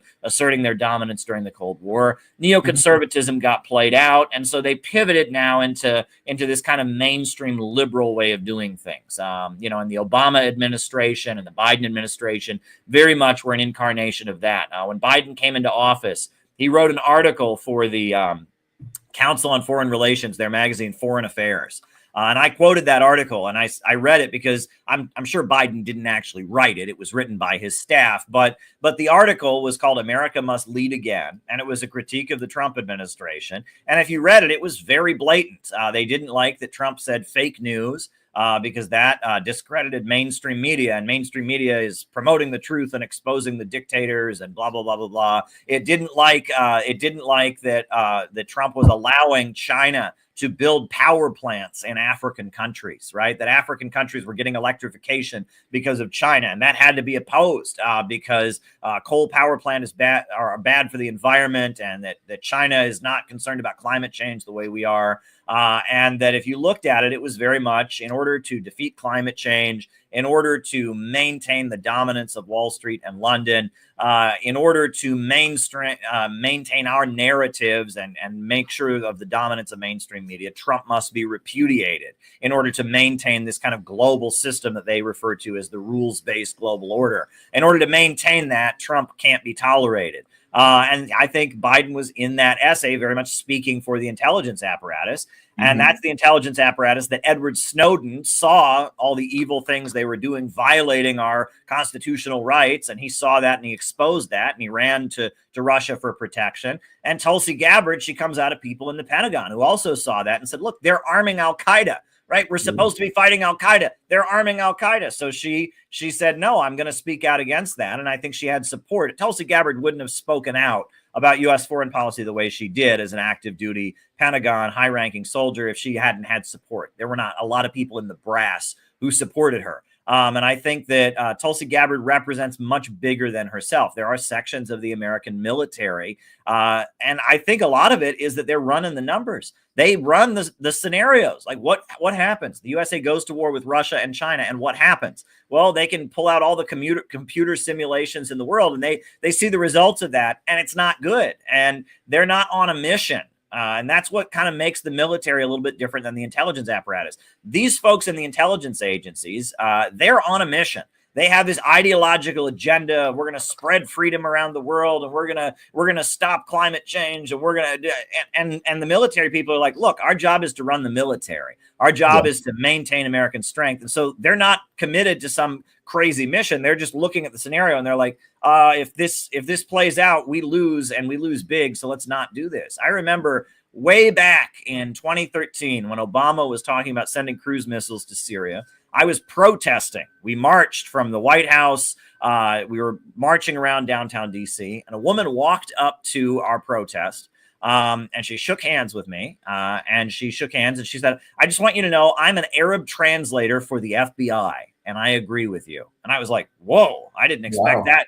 And she said, I know, I watch CNN and I watch these protests, and I can understand what these protesters against Assad are saying. And they're saying, expel the Christians, death to Alawites. And these are bloodthirsty terrorists like who killed us on 9/11. And Obama is absolutely nuts for backing them. So, I'm an FBI Arab translator, and I just want you to know I agree with your protest. Good work. And I was just like, oh, okay.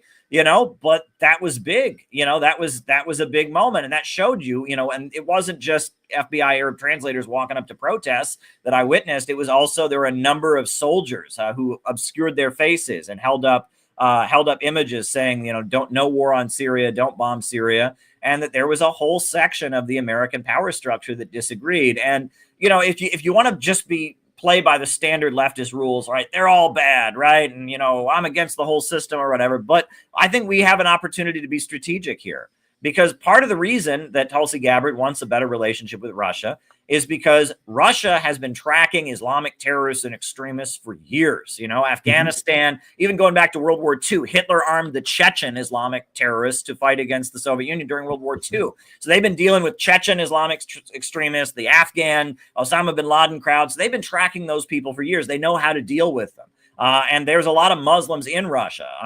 There are more Muslims in Russia than in any other non-Muslim country. And, so there's a lot of Muslims that are loyal to the Russian government that help them track the extremist Muslims who commit terrorist acts and such. They're really good at tracking Islamic extremism. That's why before the Boston bombing, the Russian government actually came to the American government and they said, hey, these Zarnev brothers, watch them. They're on the internet. We've tracked what they've been doing on the internet. These two Chechen guys whose parents fought against us in Chechnya and were part of this armed group to fight against Russia. And then they moved to the United States. Watch these two guys. They're planning something.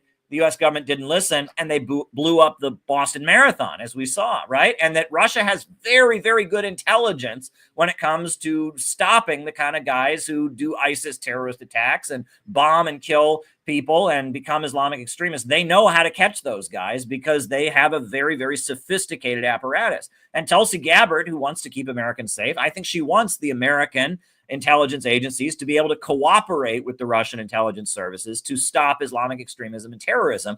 Whereas the Obama school of thought, Brzezinski and Biden, their thinking was, oh, well, we can use these Islamic terrorist networks because they'll overthrow bad guys like Assad or bad guys like Gaddafi. And it's kind of like there's two different agendas here. Are we trying to keep Americans safe, or are we trying to overthrow governments that get in our way? I've been pointing out to people that since the war on terror began, the USA has basically been acting as Al-Qaeda's air force. Wherever there's a government that gets in the way of Al-Qaeda, we overthrow it and Al-Qaeda gets stronger. Saddam Hussein was not a supporter of Al-Qaeda at all. Saddam Hussein was a Ba'athist Arab socialist, a secular leader. USA overthrew his government and Al-Qaeda got stronger. And, in Afghanistan, they destabilized and occupied the country, and Al-Qaeda groups got stronger and prospered, and the heroin trade got going in Afghanistan. Gaddafi, not only was he against Al-Qaeda, he was actually torturing people. He has been fighting Al-Qaeda for years, and he said to the American government, look, I know you guys don't torture. I'll torture people. You want me to,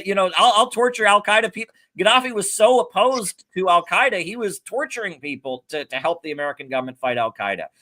And the Syrian government, but the U.S. government is so committed to this regime change stuff, and it's more committed to this kind of globalist agenda of destabilizing and overthrowing governments, that the governments that have been targeted have been the terrorist enemies. It's absolutely outrageous. If you want to know what this sinister deep state that we talk about, what they believe, go and read The Aquarian Conspiracy. This is an obscure text that was published in 1981 by Marilyn Ferguson. And Marilyn Ferguson was the psychic guru of Al Gore. She was Al Gore's personal spiritual advisor. And she was funded by the Stanford Research Institute in California.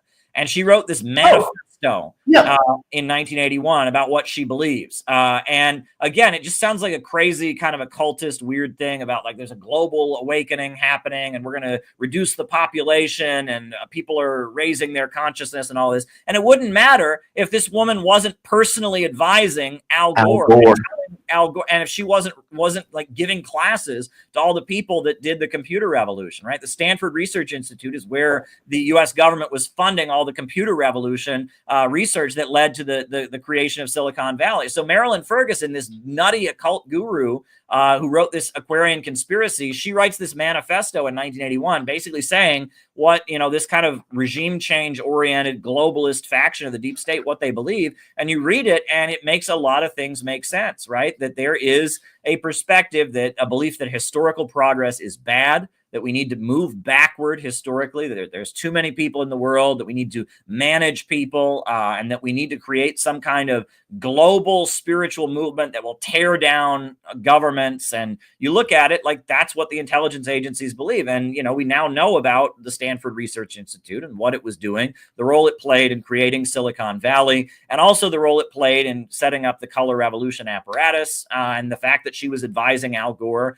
right? Al Gore famously said, I invented the internet, right? And everyone made fun of him. But what he was referring to was the fact that he worked with the intelligence agencies to funnel the money from the NSA and the CIA and all that to the computer companies to help them set up an IBM and Microsoft and Amazon. And a lot of these big computer corporations in the late 80s were being set up by American government, strategic operations. It wasn't the free market that created these institutions. It was very much an intelligence decision because the Soviets couldn't afford to spend as much money on computer technology. So it was a way to beat the Soviet Union. And Brzezinski actually advocated this strategy as far back as 1970 in his book about the technotronic age and how you could Americanize the world by controlling information technology. And he wrote a whole document about this. As the Vietnam War, as the USA was losing the Vietnam War, he said, look, we got to change our strategy in fighting the communists. We just have to control information. And that information technology, people's relationship with authority, people's relationship with how they view the world is changing because of information technology. And instead of viewing this as a dangerous potential communist revolution, we can actually use this change in the culture, this kind of global cultural shift.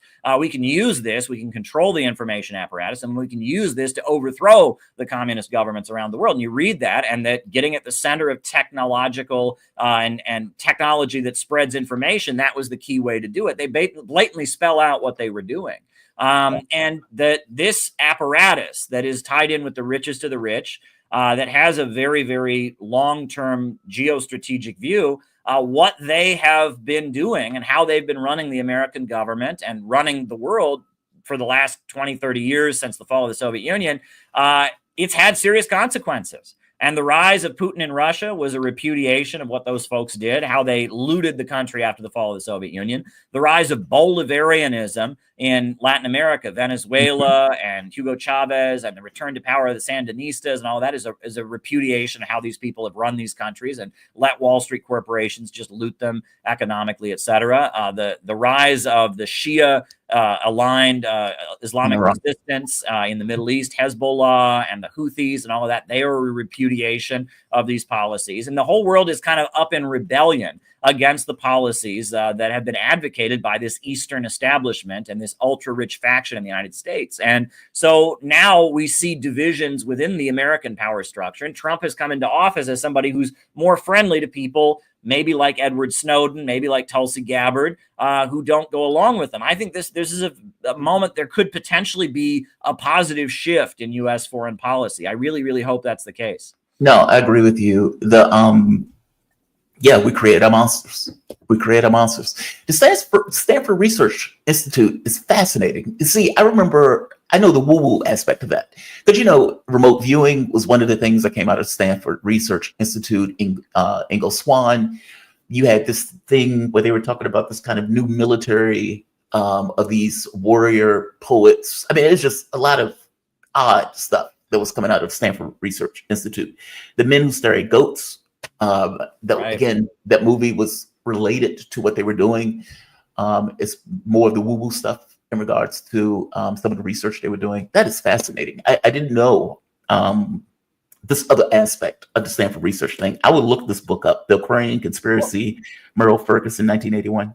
Yeah, well, you know, it's interesting. That movie, The Men Who Stare at Goats, right? I remember there was a number of Hollywood movies that came out like right as Obama was taking office. And I believe that was from the early years of the Obama administration, where it was like, you know, Hollywood and the intelligence agencies, they work together very, very closely and have for quite some time. If you read, you know, there's a book called Finks, How the CIA Tricked the World's Greatest Writers. And it talked about how during the early years of the Cold War, there was at least one CIA asset on the board of every major Hollywood studio. And I mean, and it was just really blatant. And when Obama came in, they made a number of movies that were about things that you and I talk about, like COINTELPRO, like MK Ultra, and all of that. But they made it was almost like a limited hangout, right? Where they talk about it in a very limited way. You know, they say like, you know, if you do something wrong to somebody, right? If you cheat on your spouse, it's better they hear it from you first than hear it from somebody else. You know what I'm saying? And it was kind of like that. It's like, we're going to tell the American people about MK Ultra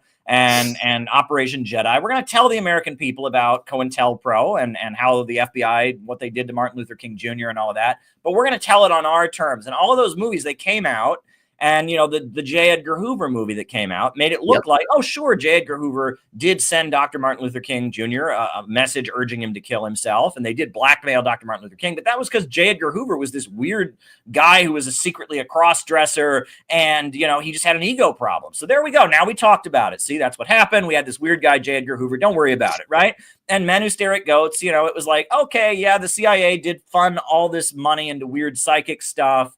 And, you know, and towards the end, they even allude to the torture that was going on, right? In the end of that movie, I remember. But, you know, that was because there's different people within our intelligence agencies. But look, there's these good guys. There's these nice hippies that are against it. And see, so, and there was a movie called The Good Shepherd that came out roughly around the same time. And I think I remember that. Matt Damon, right? Yeah, Matt Damon. And it was also a similar thing. And it showed them like torturing Soviet guys and giving them LSD and all of that. It's like, and showed them overthrowing the Guatemalan government in 1953. And it's like, we'll talk about the bad things that American intelligence has done.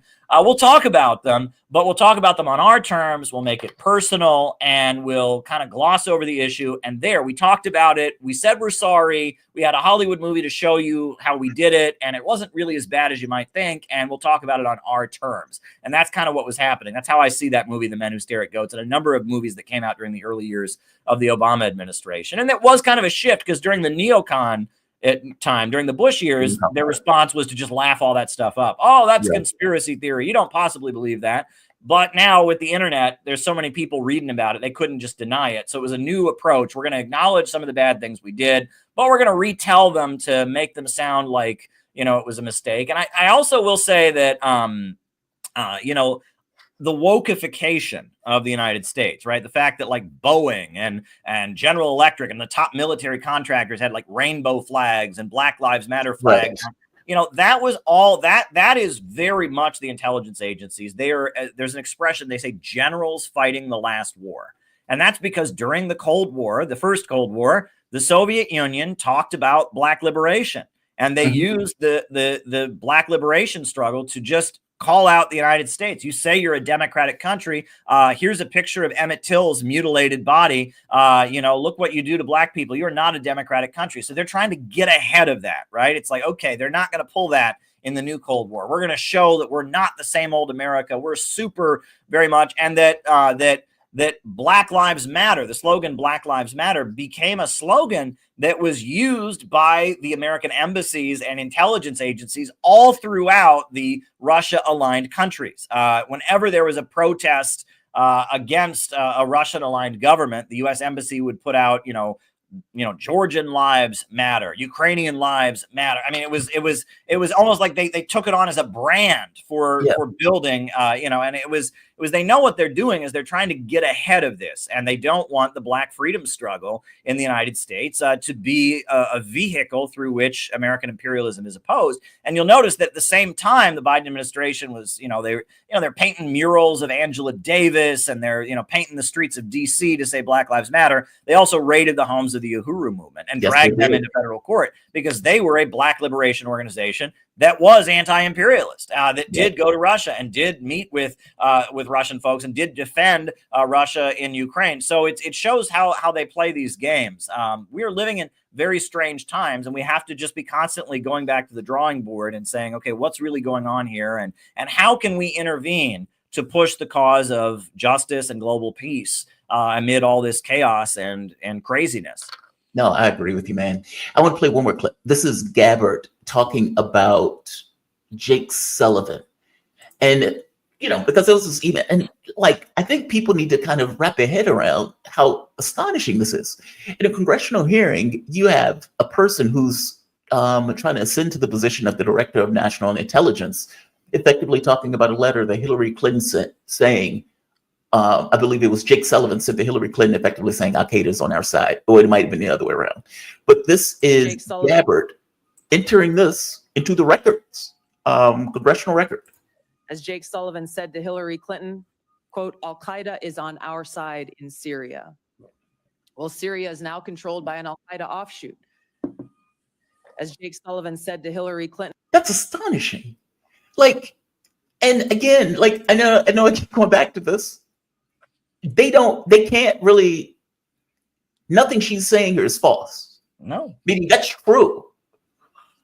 Again, they don't take issue with the fact of whether it's true or false. They take issue with the fact that she's saying it. And right now, that is in congressional record. She potentially will be the ear, or given basically speaking into Donald Trump's ear. I think that's a positive development, frankly, personally, from my own point of view. Yeah, I would agree with you. I think it's a very positive development. And I hope that there can be a shift in U.S. foreign policy under Tulsi Gabbard. I'm sorry to interrupt. The orthodoxy of the U.S., do you see that changing under a Trump administration? I mean, because J.D. Vance has said some similar things. I mean, I think part of the reason that Donald Trump chose Vance is because he also has these kind of, why are we in this war? This isn't doing us any favors. Diplomacy is not necessarily a bad thing.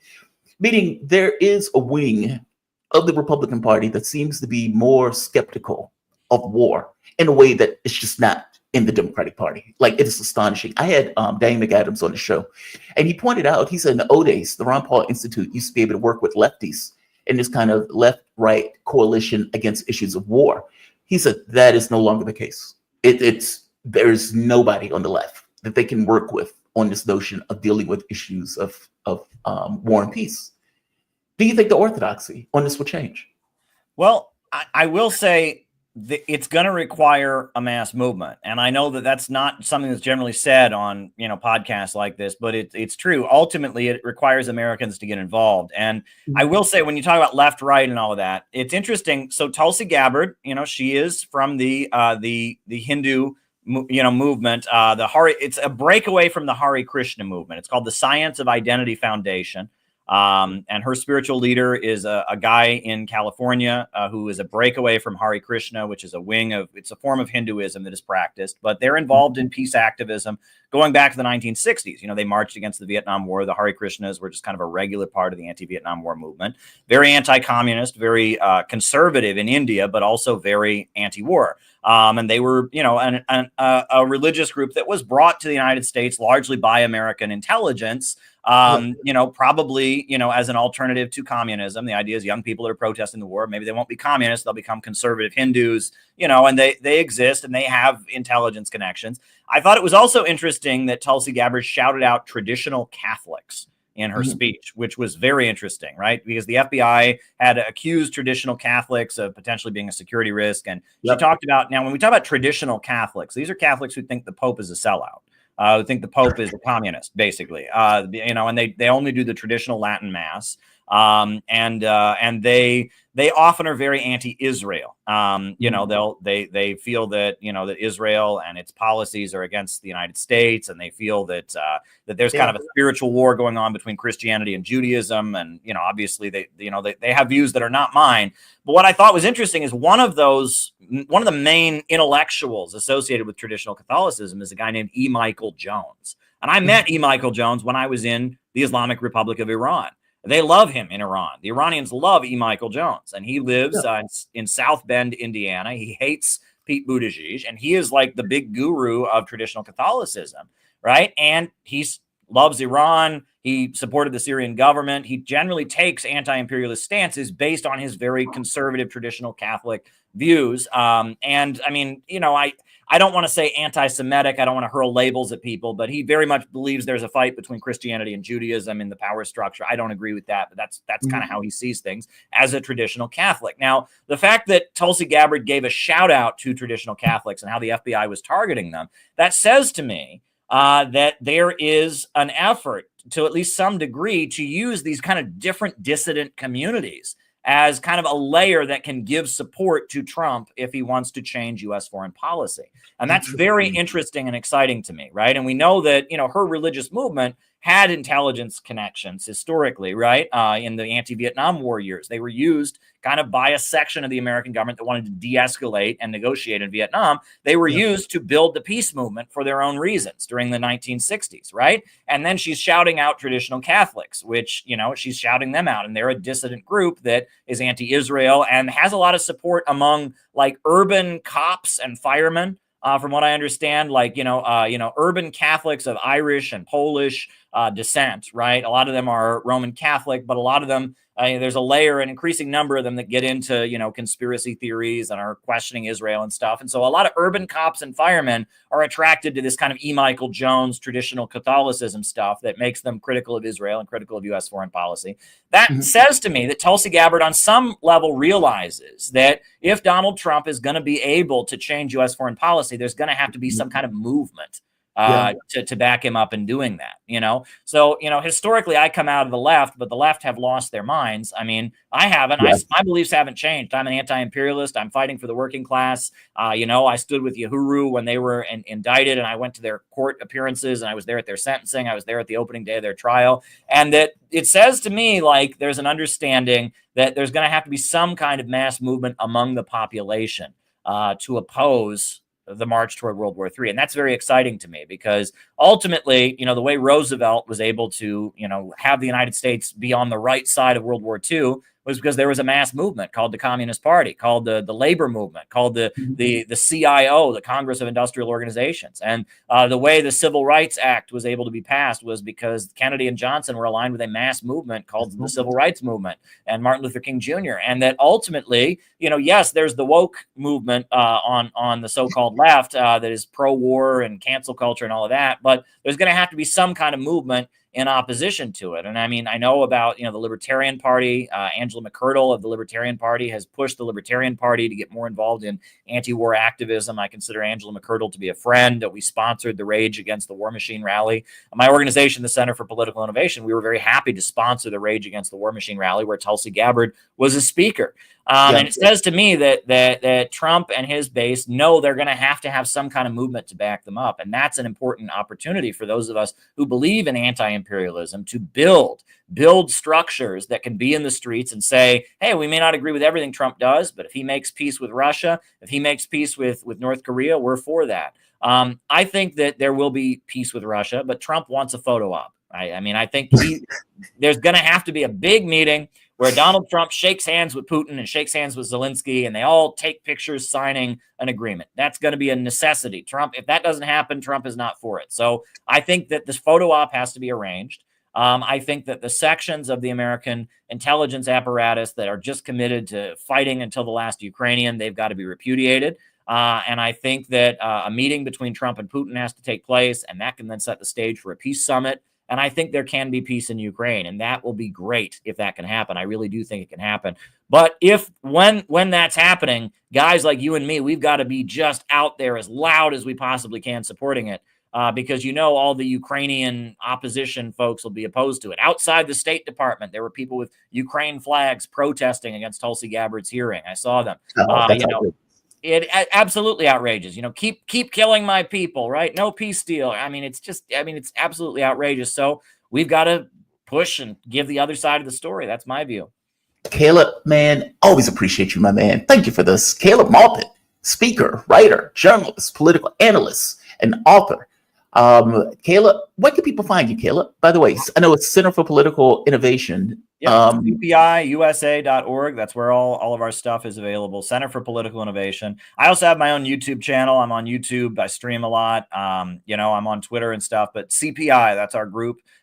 We had a great reception. The video of your great presentation is up on YouTube already, and it was tremendous. And we're looking forward to doing some great, exciting things. We're having a workshop in Minneapolis, February 22nd. That's going to be good. And then we're having our national convention in Chicago in July. So a lot of work is going into that. We want to fill that auditorium up with hundreds of people. So very exciting. So a lot is happening. Always appreciate you, my man. Thank you for this. Have a good one, man. All right. I have a fantastic guest that I have been eager to talk to all morning. Ruth Duree. She's a professor of cosmology at the University of Geneva. She works on cosmic microwave background,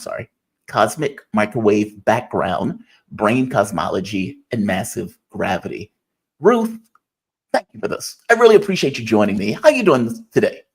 Fine. Thanks for having me. No, thank you for joining. I'm a sucker for physics stuff, science in general. And so I've wanted to bring on physicists to have conversations about things that are bubbling up in regards to the background that may not necessarily hit the front pages, but have interest one way or the other, or at the very least, people should be interested in one way or the other. Let me start at the very beginning. Let's say for 2024, in regards to one of the main discoveries in your field of physics, in your field of research, that hasn't necessarily, let's say, hit the main pages of mainstream media, but is very exciting in the physics community that you guys have been paying attention to and have been researching more into? Well, for us, one of the great events was the launch of the Euclid satellite by the European Space Agency. With this satellite, is gonna map out the universe out to very, very high, large distances, nearly out to the visible horizon. So we will learn a lot about the distribution of galaxies, which again will help us to understand what drives the expansion of the universe, what is this mysterious dark matter or dark energy. So we are extremely excited, and within a month or two, during March, the first results from these satellites will. Oh, March. So this is coming up soon. Yes. Okay. Is dark energy a real thing, or is dark matter a real thing? I mean, I'm certain it is. Yes. Wait, you said it one more time. You say you're hoping it is?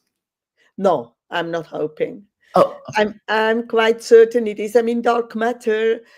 Something like dark matter for sure is there. We know that since about 100 years that the visible matter could not hold clusters of galaxies together, wouldn't make galaxies the way they move. We are quite certain that it would even not have led to the formation of galaxies at all. Right. So something like dark matter is out there, but we don't know what it is. Is it possible that it's a mathematical anomaly and that something else is going on? Either, let's say, for example, like gravity only goes to a certain length and it has a cutoff. Is it possible? I mean, in fact, I think there was either other research that was making this argument that time might have something to do with it. Like, meaning, is it possible that there's something else going on that what's being considered? Okay. Yeah, that's possible. There are some things which are not just, kind of vague speculations, but real physical theories where calculations can be performed. In physics, we don't want just to say this could, that could. We want to have equations which determine, somebody has to say, okay, that's the physical laws which this theory should have. That's the predictions which I make with it. Let's see whether they agree with what we observe. So if dark matter would just be gravitating matter like ordinary matter, it would agree with a lot of observations which we make. Then there are other theories like MOND, where you can get the clustering of galaxies, but you don't get weak lensing observations right, or you don't get the cosmic microwave background right. So it cannot really work out. So there must be something else. It must be a bit more complicated than that. But it could still be that there is another solution, and it's not dark matter, and we just haven't found it, Because it's very anomalous. I mean, correct me if I'm wrong, it's like 85% of the matter that we see, matter or energy, is unseen. It's like only 15% of what, like everything that we know of in the universe is like 15% of what's there, which is very, it's kind of difficult to get your head around. Actually, what we see is about 5%. What we know about is about 5% of what's out there. And dark matter is about 25%, and the others, nearly 70%, are dark energy. So it's very disturbing. I agree with you. Yeah, that is pretty astonishing. There's something invisible in our universe that, the overwhelming majority of the things in our universe that just can't be observed.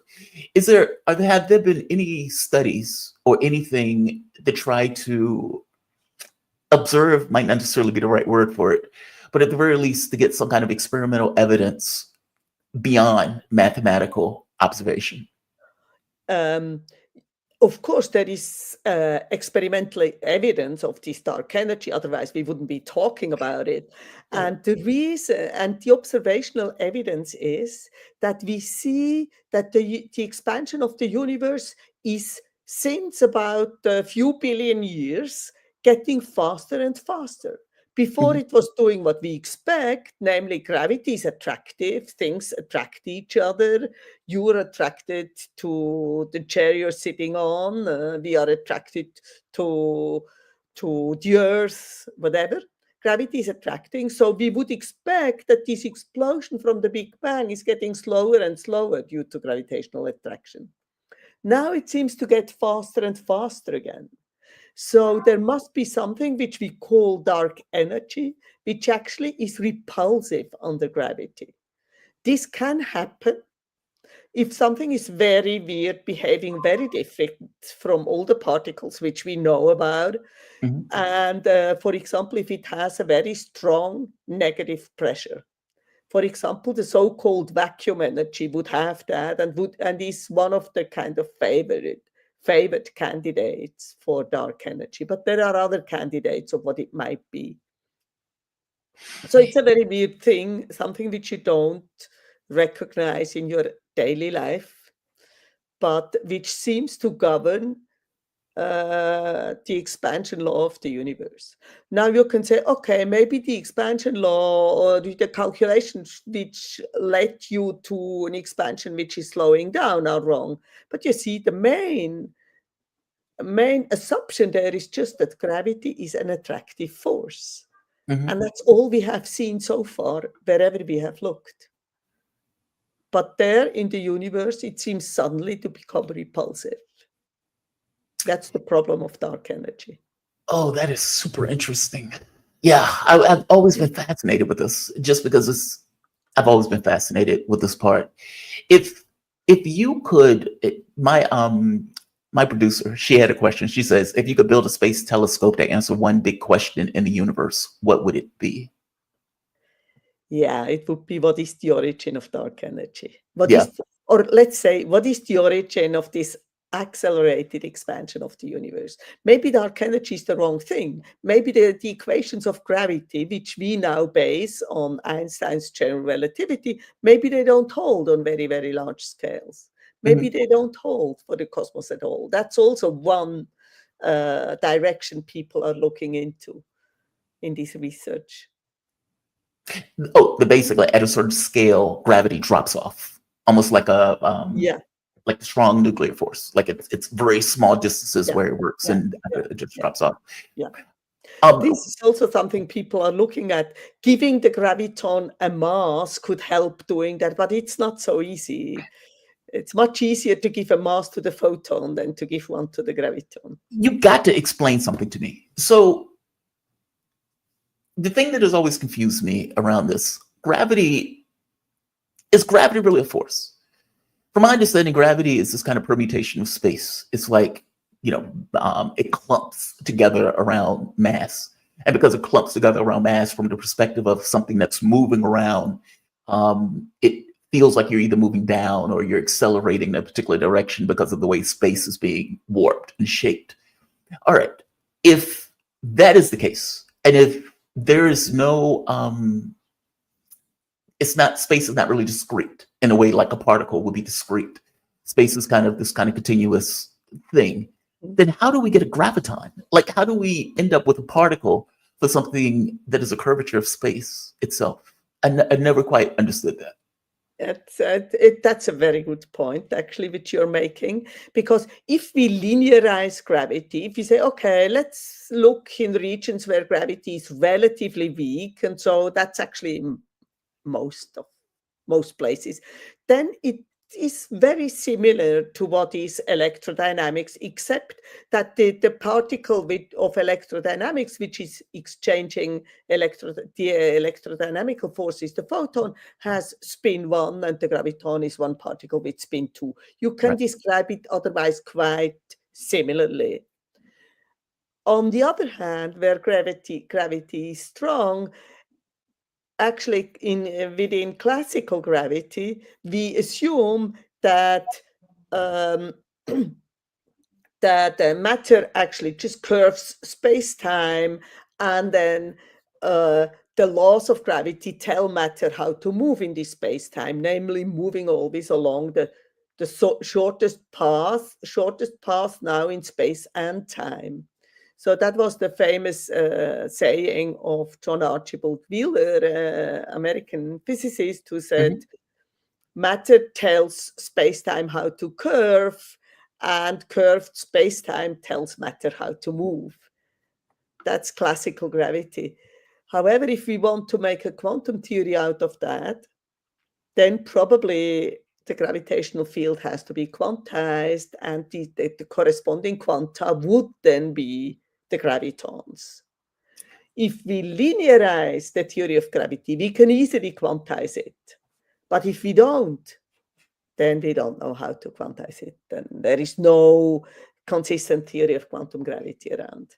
But that's what I was going to say. There's a contradiction between something on a large scale versus these kind of quantum scales where they don't quite play well together.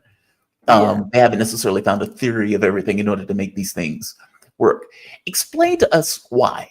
I remember I was sitting in a physics class and the professor, he wanted us to do the equations to show why quantum mechanics and why gravity doesn't work. I mean, or let's say Einstein's relativistic equations, why these things don't necessarily play well with each other. That's actually, so you have taken a very high level physics class if you learned that, because it's not so easy. The thing is, if we do quantum field theory, we always have to what we call renormalize. This means we have certain quantities which are infinite, but then we say, okay, let's say the electron charge or the electron mass, these are measured quantities. So we can actually absorb this infinity into like 4 measured quantities. And for those, we just say we know they are not infinite, they take this and that value. And even if the result of our calculation would be finite, we would have to renormalize these quantities to the measured quantities. So we do that in quantum field theory and we are happy. If we want to do the same procedure in gravitational calculations, we see that we have new quantities appearing at every order of our calculations. We are never done. So there are infinitely many infinities. So we can't make sense out of that by saying, okay, we know Newton's constant, we have measured it, that's the constant which describes how fast bodies attract each other, or something like that. A few constants. No, there would be infinitely many of those. So the whole thing doesn't make sense. We can't make any predictions. Because we have infinitely many infinities to absorb, and we don't know how to do that. And infinities are basically math's way of saying something is wrong. Yes. Something is misunderstood. Something is not Something is right. wrong. This method doesn't work. So you say, why don't you try another method? We have tried many other methods. So far, we haven't found anything that works. I mean, what I have told you about is perturbative methods for quantum theories. Our usual kind of standard model of particle physics, there the quantum theory which we have developed for that model is a perturbative theory mainly, not only, but mainly. There are other non-perturbative theories like string theory, which might work, but so far we haven't managed to make any meaningful predictions with it. I am of mind as a string theory has failed. No, I could be wrong on this. I'm not a physicist, so fair enough. You can correct me if I'm wrong. But there seems to be this big argument in physics right now over whether or not 20, 30 years have been wasted on string theory. Because, like I said, they haven't necessarily been able to make these kind of any massive, major predictions. Physics have a tendency to live off of predictions. This idea of, we're going to predict this, and we can experiment in order to discern whether or not the prediction is correct. String theory hasn't been able to do that. I mean, again, correct me if I'm wrong, but you still have one nice prediction, kind of. It can predict the entropy of black holes, which is quite amazing. Yeah, which otherwise, I think no other theory can. I know, but that could be a quirk. I guess, if you only get one. Let me ask you this. Do you think that string theory, there's an argument in physics that the physics community has wasted a lot of time on string theory because it hasn't necessarily been able to, that math is not physics. The physical world is different than math. From a physics point of view, that's right. I mean, one of the reasons I have studied a bit of string theory, but I've never worked really strongly on it because I like to compare my calculations with experiments.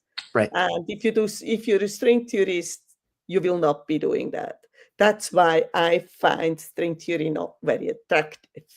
On the other hand, we must be objective about it. It has led to very interesting insights in mathematics.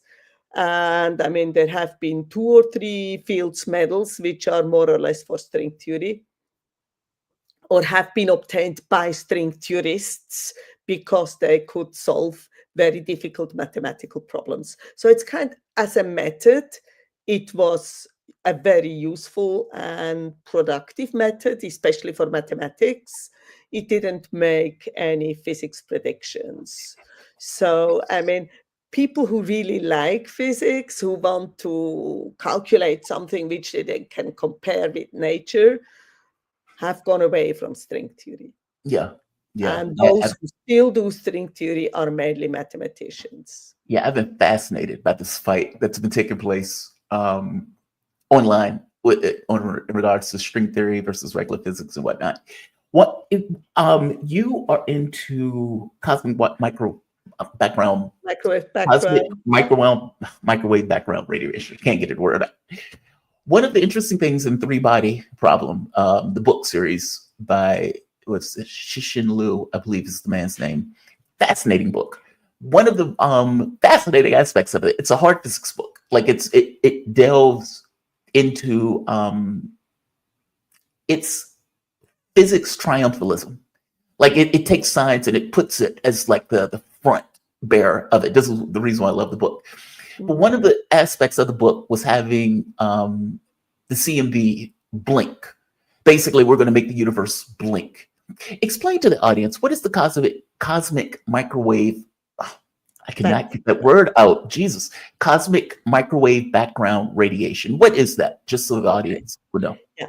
So in the past, the universe is expanding. So in the past, it was not only much denser, but it was also much hotter. And at some point, it was hot enough that all the matter, the ordinary matter, was ionized. So electrons and protons were not combined to neutral hydrogen or so. They were all ionized.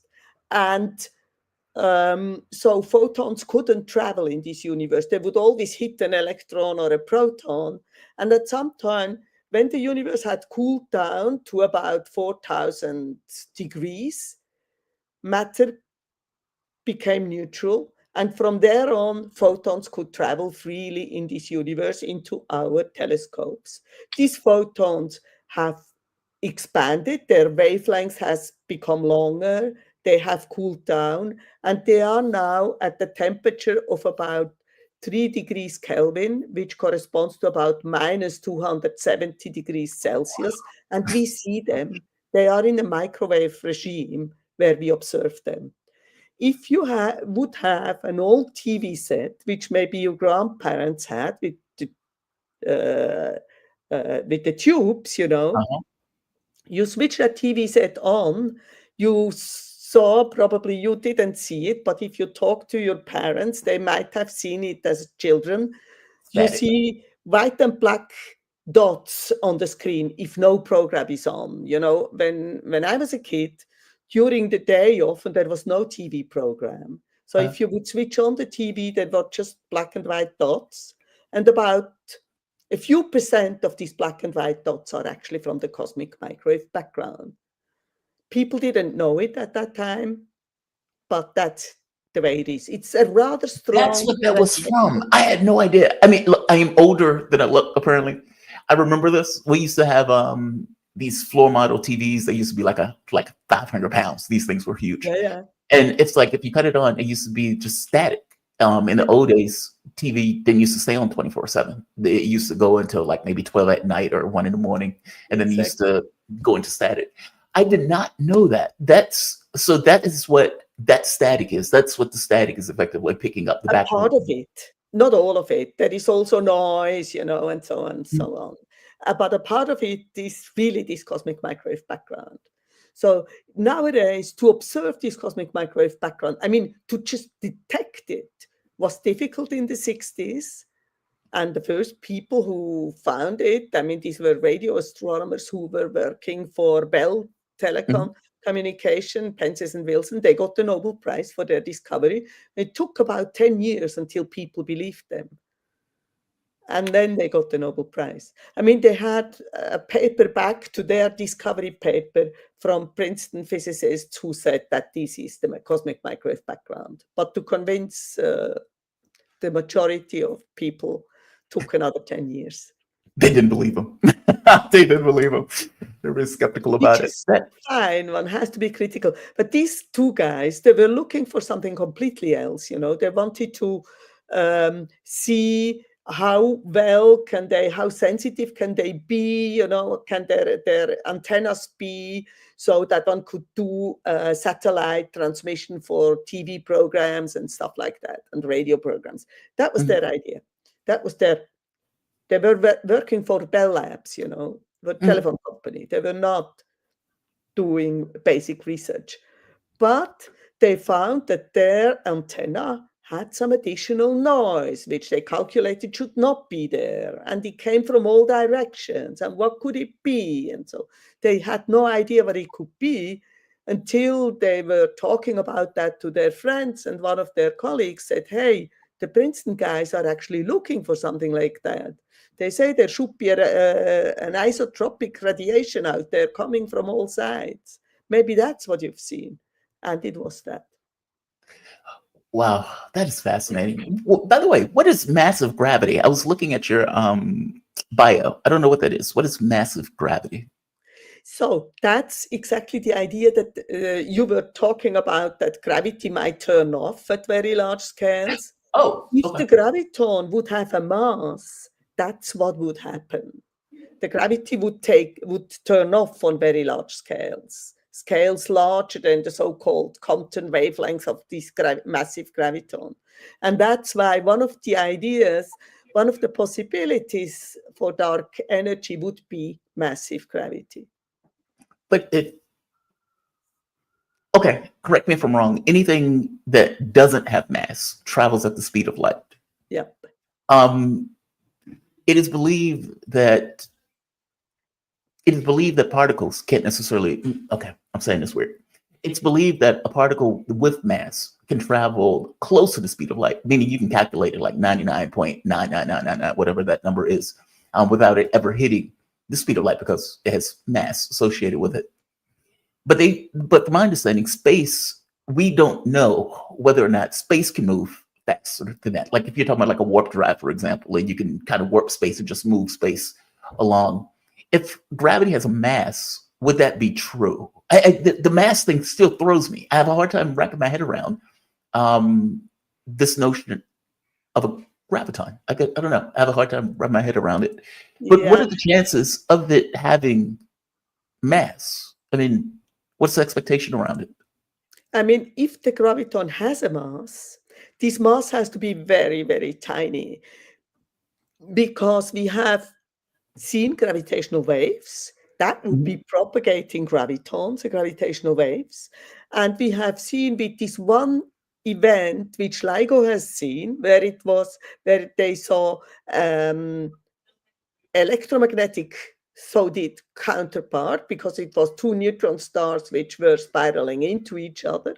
So they have seen also an optical signal, a signal from photons, and to about 17 decimals, the photons, which are massless to a very high degree, traveled with the same speed as the gravitons. So interesting. So if the gravitons have a mass, it must be very, very, very tiny. Well, otherwise, they wouldn't have arrived in our telescopes at the same time as the photons. Well, that's what I was going to say. If they arrived at the same time as the light, then they wouldn't have a mass, right? I mean, if they were traveling, meaning if the light is traveling, same time, there is always, every measurement has an error, you know?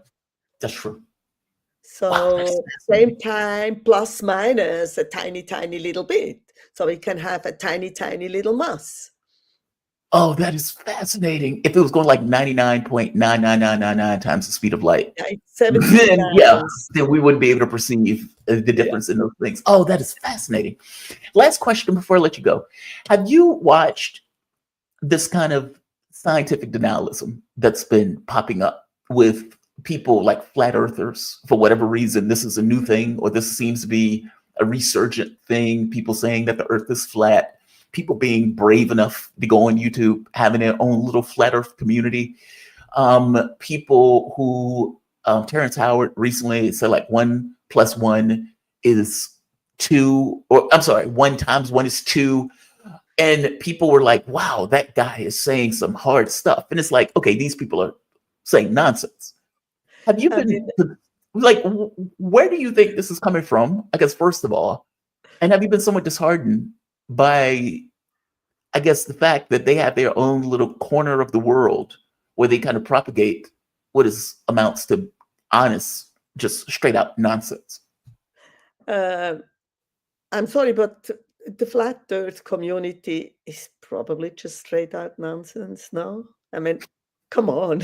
They believe it. They are full, like they are true believers. Yeah. But these are weird people, no?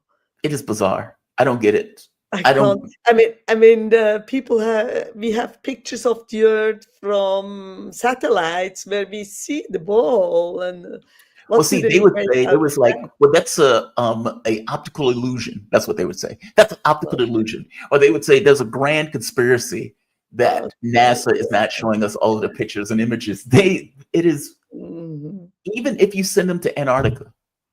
Yeah. Still doesn't. Yeah. Anyway, I mean, honestly, I think, for me at least, don't take me wrong, everybody can do whatever they want. But for me, my life is too short to discuss with them. Fair enough. Fair enough. On the other hand, there are mathematical models where 1 + 1 is equal 0. For example, if you look at everything modulo 2, then 1 + 1 modulo 2 is 0.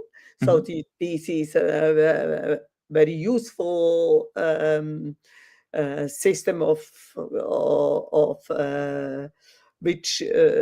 calculations which you can use for certain things, and which does makes completely its own sense. Yeah. Now, 1 × 1 = 2. I have never heard about that. You made it I up. don't know whether that works in some sense. But there, with different mathematics, there are different mathematics which can make sense, and so, you just have to define them correctly and consistently, and then why not? Last question. I got to get one more in. Has there been anything that has come out, let's say experimentally, study-wise, that has given a result that was not expected? And the result was so not expected that there was a belief that new physics may be emergent, or may be indicated in that result. Oh, yes. I mean, for example, the entire accelerated expansion of the universe. These people went out to measure the exact value of the deceleration. Oh. And then they went for the opposite. Oh, wow. It's accelerating. What's that? At the beginning, everything said, be careful, make a better measurement, don't make silly mistakes. It cannot be accelerating. This must be wrong.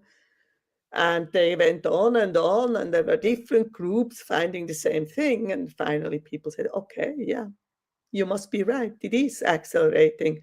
And the 3 main initial groups who found it got the Nobel Prize for it in 2011. That was totally unexpected. Interesting. Do they think, so what is the expectation? That it's going to expand up until a point and crunch? Do they think it's just going to expand forever? What are the models? Some models say yes, it's going to expanding faster and faster and faster forever. And in a couple billion years or so, all galaxies are far away. Nobody can do cosmology because we just see the local group of galaxies which is attracted gravitationally to us, and all the other galaxies have moved out of our horizon, and we will not see them anymore. Or there would be possibilities that this acceleration stops again, and the universe will be decelerating again, or even collapsing. It's not clear what's going to happen. There are different models, and in the simplest one, what I said first is going to happen, but this is also a very weird model and doesn't make much sense. So. But the expansion doesn't take place between, let's say, Earth and Mars. No. Or does it? No. It actually, we are here in the first of all, there is the Milky Way, the solar system, which is inside the Milky Way, and that's a gravitationally bound system. Also, our neighbor galaxy, the Andromeda, is also gravitationally bound to us. The Magellanic Clouds and many small galaxies around us are gravitationally bound together, and do not partake in the expansion of the universe. But interesting. There are 2 big galaxies, Andromeda and us, and many smaller ones, and all the other big galaxies are receding away from us. Okay, so we, at the very least, will be able to stay in contact with Andromeda, with the Magellanic Cloud, with basically the things that are in our gravitational orbit, or things that we're locked in gravitationally. But everything else is just eventually going to redshift and go far, far away from us. Ruth, Professor, thank you for this.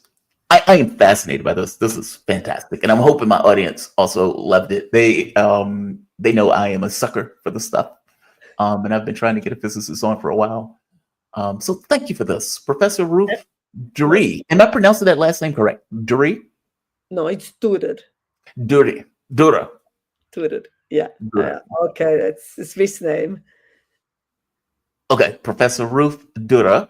She is professor of cosmology at the University of Geneva. She works in cosmic microwave background radiation, brain, cosmology, and massive gravity. Thank you for this. I really hope you join me again, that this wasn't too painful, me beating you over here with questions. Wasn't painful at all. It was fun. Thank Okay, you. it was nice meeting you. Nice meeting you. Thank you for Bye-bye. this. You have a good one. Be safe. Have a good time. All right. I deeply appreciate her for coming on, doing that. Expanding universe is more than a shift. Let's see, what is this? The moon, sun, stars around. Why would the earth be flat? It is the moon's fault. They tried to keep Europeans controlled, work until it didn't. I mean, there's this other part for this, right? Like the universe, the things in reality tend to float to the lowest energy level. Meaning, if there's not a reason for something to be something, it just tends to not be that thing. If you're talking about something like a ball, and you're talking about gravity being pulled to the center. So let's say you have Earth and you have a force that is being directed into the center of that ball. Okay, well, the only way you're going to get this equidistant is a circle, a sphere. That doesn't necessarily work with a rectangle. You're going to have points that doesn't quite make sense in regards to the way gravity is trying to pull everything in a particular direction. Even if you have something that was started off as a square, this notion that it's pulling to the center, in order to get equidistant pull to the center, on some level, you're going to have a sphere. Like, it doesn't quite make sense. I don't get it. The flat earth thing, I don't get. I swear to God, I don't get it. We have satellite imagery, but see, even with that, they would say, well, that's NASA hiding the information. They're hiding the data from us. It's very bizarre. It's like they believe we're on a pancake world. Mr. Ripley, bankrupt vaccine manufacturers. Did Elizabeth Warren just threaten us with a good time? Yes, Mr. Ripley. And look, I don't want to bankrupt the vaccine manufacturers. I think it's just a ludicrous proposition. It's making this argument of saying, unless what she means is, if you do research into vaccines and you're going to find them to be unsafe, in which case people are going to sue the vaccine manufacturers. Okay, well, that's a whole different animal. And if that's the argument that she's making, then that is more of a reason for us to deal with that. That's a big deal. Meaning, if Elizabeth Warren's argument is vaccine makers are going to go bankrupt because he is investigating those vaccine makers and people are finding things that are showing illnesses or something to that effect, that's a rough argument to make, Warren. That's a bad argument to make, because that argument feels or follows what RFK is saying. I mean, that's RFK's point, right? You've removed liability associated with these companies. So if you remove liability, what is the incentive for them to ensure that the product is safe? And not just remove liability. There's this kind of weird propaganda associated with it, as if vaccines can't be dangerous. They can't cause harm. They're a perfect medication. Okay, this is nonsense. I don't believe anything when they're coming up with this argument of these are perfect. Okay, I don't know too much of anything that's perfect. And if you're making that argument to me that they're perfect, that means you're trying to cover for something else. Now, RFK's point is very nuanced. And when these people are basically going after him on this stuff, he is not a vaccine denier. He never said that vaccines don't work. His point is you remove liability from this, something that you haven't necessarily done for any other drug. And if you remove liability and a corporation can't be sued for screwing it up, then what ensures that they're getting it right? The entire point of liability law on some level is this belief that if you injure me, it will be against your interest because I'm going to sue the shit out of you when you injure me. Okay, what happens when this ability to sue is taken off the table? What happens when you get all of these people almost in this kind of weird ideological fervor saying vaccines are perfect? They're perfect. They're love and light. They're just joy and a bundle of, good times. It's bizarre, especially for Pocahontas to be making that argument. Anastasia Beaverhausen, Elizabeth the Snake Warren was screaming at RFK Jr. She hasn't been that pissed since she saw her DNA results. Oh, the snake with snake emojis. I got to be honest, I will dislike Elizabeth Warren for the rest of my life for the way she treated Bernie Sanders. And yeah, Sanders should have known better. He should have been, far more politically astute. What a lot of people don't realize, for all of this talk about Warren being progressive and everything else, Elizabeth Warren, going back to 2000, was it 11? I think it was like 11, had made a deal with Hillary Clinton. In fact, all the women in the Senate had made a deal with Hillary Clinton that they wouldn't run. Hillary Clinton was concerned that Elizabeth Warren would be difficult for her to get over as a hurdle. And so what Clinton did was go and make a deal where she signed this kind of document saying, all right, none of us would run. None of the women in the Senate will run against Hillary Clinton. But again, under this model, there were certain things that Elizabeth wanted in exchange for her not running. And eventually you found out that at a certain point, Elizabeth Warren started going to Hillary Clinton, basically asking her for more, basically upping the ante in regards to what they wanted.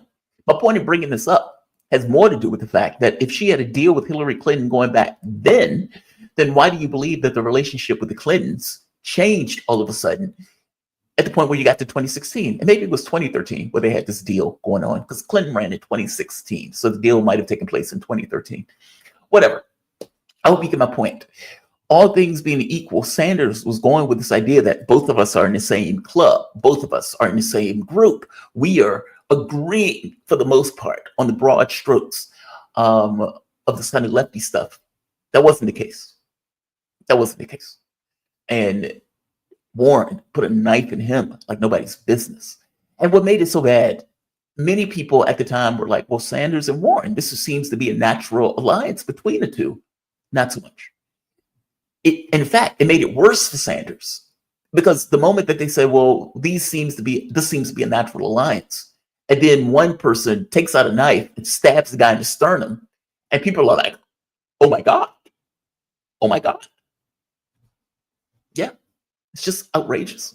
So yeah, Pocahontas, the snake, Elizabeth Warren, protecting the drug companies. Just outrageous. The moon, stars around, why would the earth be flat? LEJ, I have no idea. I have no idea. It's a radical skepticism that is just obtuse. I don't get it. In fact, there was a guy who was sending people to Antarctica in order to disprove the flat earth stuff, basically saying, all right, this is too stupid. I'll send you to Antarctica and you can see the 24-hour sun. And the 24-hour sun will disprove this nonsense about it being a flat earth. And at a certain point, it becomes like a group of people, like this kind of weird cultish stuff, where all of these guys are like in a foxhole together, finding their kind of common identity with this belief in a flat earth. It's super bizarre. It is super bizarre. And yet they are there nonetheless. It's like that's their identity. It's like that's what, that's how they define themselves in this kind of very weird way. Lord Jamar, I think it's his name, Lord Jamar. I could be getting his name wrong. Rapper, went on Gilbert Gottfried's show. And he brings up the flat earth stuff, gets into an argument with Professor Dave. And Professor Dave, who is an asshole, professional asshole, but he is correct on the flat earth stuff, eats him alive. Jamar gets pissed off and tries to sue Godfrey, threatens to sue Godfrey, saying that effectively he was humiliated and didn't want the thing to be aired because of how bad it was. Now, it's like, dude, you're the one with the dumbass point of view that the earth is flat. How are you getting mad at Godfrey about that? I mean, it was brutal. And then he gets to the point of start threatening Professor Dave, like, man, I'll smack the shit out of you if you were here. Okay, if you got to go there, that means you're deeply losing that conversation. You're deeply losing that conversation. Just outrageous. What is this? Wraith 636. Great guest, Jamal. Thank you. Please have more guests like that in the future. I will. I've been trying to get a scientist on this show for God knows how long. And I got somebody working with me to help me book some guests. And she had been sending out requests for scientists and had been sending them out for weeks. And Professor Ruth Duty, she's Swedish, so I'm butchering that last name, but she was nice enough to hit me up and to respond. And so no, I loved her as a guest. Loved her as a guest. And yeah, I definitely want more scientists on the show. I definitely want more scientists on the show. Now she's fascinating. The graviton thing, I have a hard time wrapping my head around it. Because if you are talking about space as being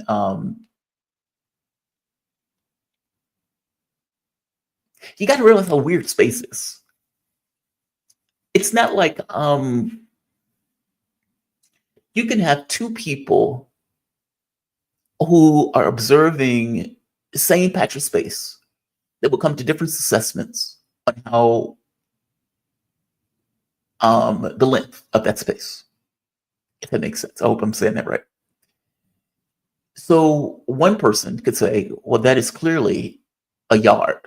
And another person said, well, no, that's clearly a yard and 2 inches. Which one is right? Both are right. It just depends on their observation. You know, if somebody's moving at a particular speed, space may contract. If somebody's moving at a different speed, space may remain standard. Like, meaning space is an odd thing. And so when you get into this thing of like a graviton, okay, how does that work? If space, meaning if gravity, it's not like, if gravity is indeed a curvature of space, then where do you get a particle? And maybe, you know, somebody may say the Planck length, and that the Planck length acts like a particle in the way that it operates. I gotta be honest, it doesn't quite make sense to me, especially adding mass to what ideally is a factor of space. But again, I'm not a physicist, so, you know, maybe it shouldn't make sense to me. If it made sense to me, I would probably be deluding myself in regard to it making sense to me. So the sun is a bowl of honey. Prove me wrong. Rami, God bless. God bless. The moon is made of Swiss cheese. As they can say the earth is flat, then damn it, I can say the same thing. The moon is made of Swiss cheese. All right, man, I'm going to end this. Lord Jamar showed the world how stupid he is and wanted to debate deGrasse. Think about that shit. Think about that shit. I hope you just to put this tweet up. So Professor Dave wasn't supposed to be the original debate person. Where's the tweet? Where's the post? Yeah, right here. So in the beginning, they were going to get Neil deGrasse Tyson. They couldn't get Neil deGrasse Tyson. So they ended up getting Professor Dave. Professor Dave just so happens debates flat earthers all the time. And like I said, Professor Dave is an asshole. And then that's his shtick. His shtick is being an asshole. And so when he goes into the debate, the first thing he says, flat earth is the dumbest thing in the history of whatever, you know, of the history of things. And that you have to be one of the dumbest people alive in order to believe this. Like, that's how he entered the conversation, going after Lord Jamal, which pissed him off. I wouldn't, if I was Neil deGrasse Tyson, I would waste my time with it. I wouldn't waste my time with that nonsense either. I would not waste my time with that nonsense. Lord Jamar. Yep. Yep. Just imagine putting Lord in your name. Just great. It's Dr. Dave, and he's not even a real doctor. No, his name, Professor Dave. If he has a website, the website is like Professor Dave Explains or Professor Dave something. I've never heard him called the doctor. Never heard him called the doctor. All right, I'm going to end this because I got to be honest, I want to go back to bed. I'm going to say like, I'm going to say share, I'm going to say subscribe. If you guys find yourself digging this content, hit the like button, share it. I think I've already said that. You can always support this content through PayPal, Patreon, or for that matter, Super Chats. All chats will be read. You can also be a member of the family, Jamal Thomas family. At this point, I think we have like 20 something members. We have done really good. We've had more and more members of the family. I definitely want to got to get t-shirts made. I should get one that says, beware Macron. What I want is one that says, beware the Q or beware KUU. There's a book called All My Tomorrows. I think it's called All My Tomorrows, All Our Tomorrows, All Something Tomorrows. It is astonishingly good. It is very short, but it's really good. It's very creepy though. And some parts of it are very gross. But there is this thing that says, beware the Q. And the Q is this kind of alien civilization that goes through the cosmos, changing the genetics of groups to fit their own whims. And it didn't necessarily like the fact that humanity was puttering through the cosmos. One of the groups that resisted the Q's invasion, apparently this particular country, the premise of the book is that humanity went out into the cosmos and we developed technologically. We eventually went to Mars. I think we were somewhere else. I think we were on the moon. We get into this kind of war between Earth and Mars. It nearly destroys both planets, in which case we realize, okay, this doesn't work. We need to come up with a better way to do this, in which case we genetically engineered a third group that could be in space. And the third group that could be in space can effectively go gallivanting through space and is much more genetically tailored to space. And as we, all of like thousands of years, we're expanding into the cosmos, we're expanding into other areas of the galaxy. And we come across a planet. And on the planet, there's a very bizarre animal that has calcium bones. And so people are like, okay, this makes no sense. How is nothing else on this planet looks like this?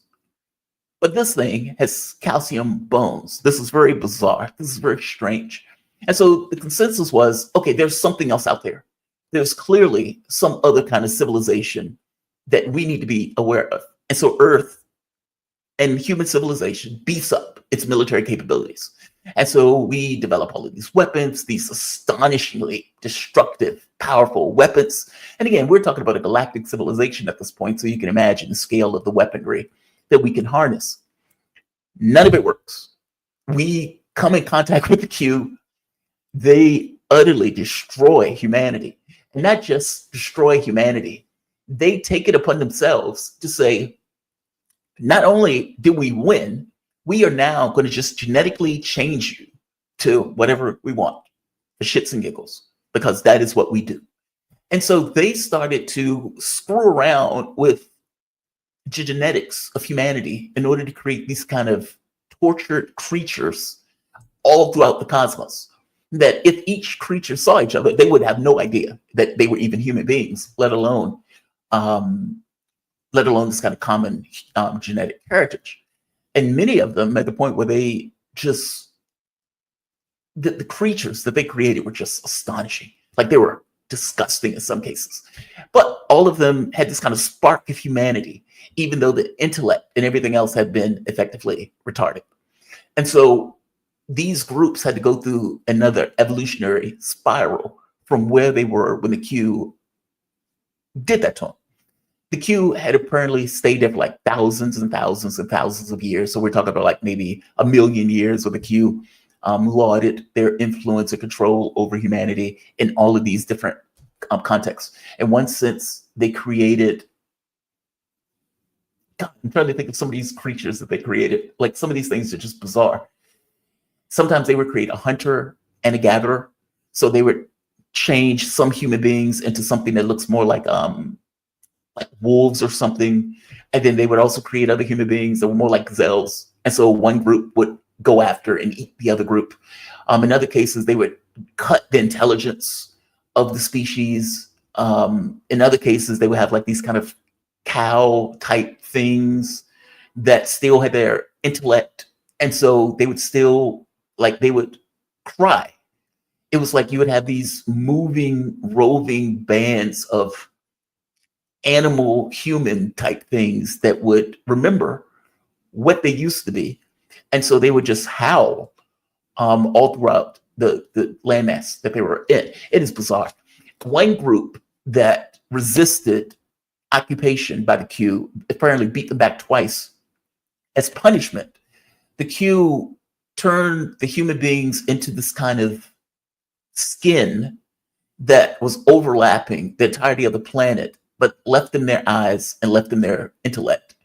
And they used them for waste excretion. So the Q would essentially use those people as waste filtration. Oh, it's just like that stuff is just astonishing. That stuff is astonishing. Utterly astonishing. All right, I'm going to end this. I'm going to say like, I'm going to say share, and I'm going to say subscribe. You guys have a fantastic day. If you dig the content, you can always support this content through PayPal, Patreon, or for that matter, Super Chat, Super Stickers. You can become a member of the show. And I think that's it. If I don't see you guys later this evening, you guys have a fantastic weekend. By the way, I do think I'm going to do the show with Garland today. We're probably going to do the show around 2 p.m.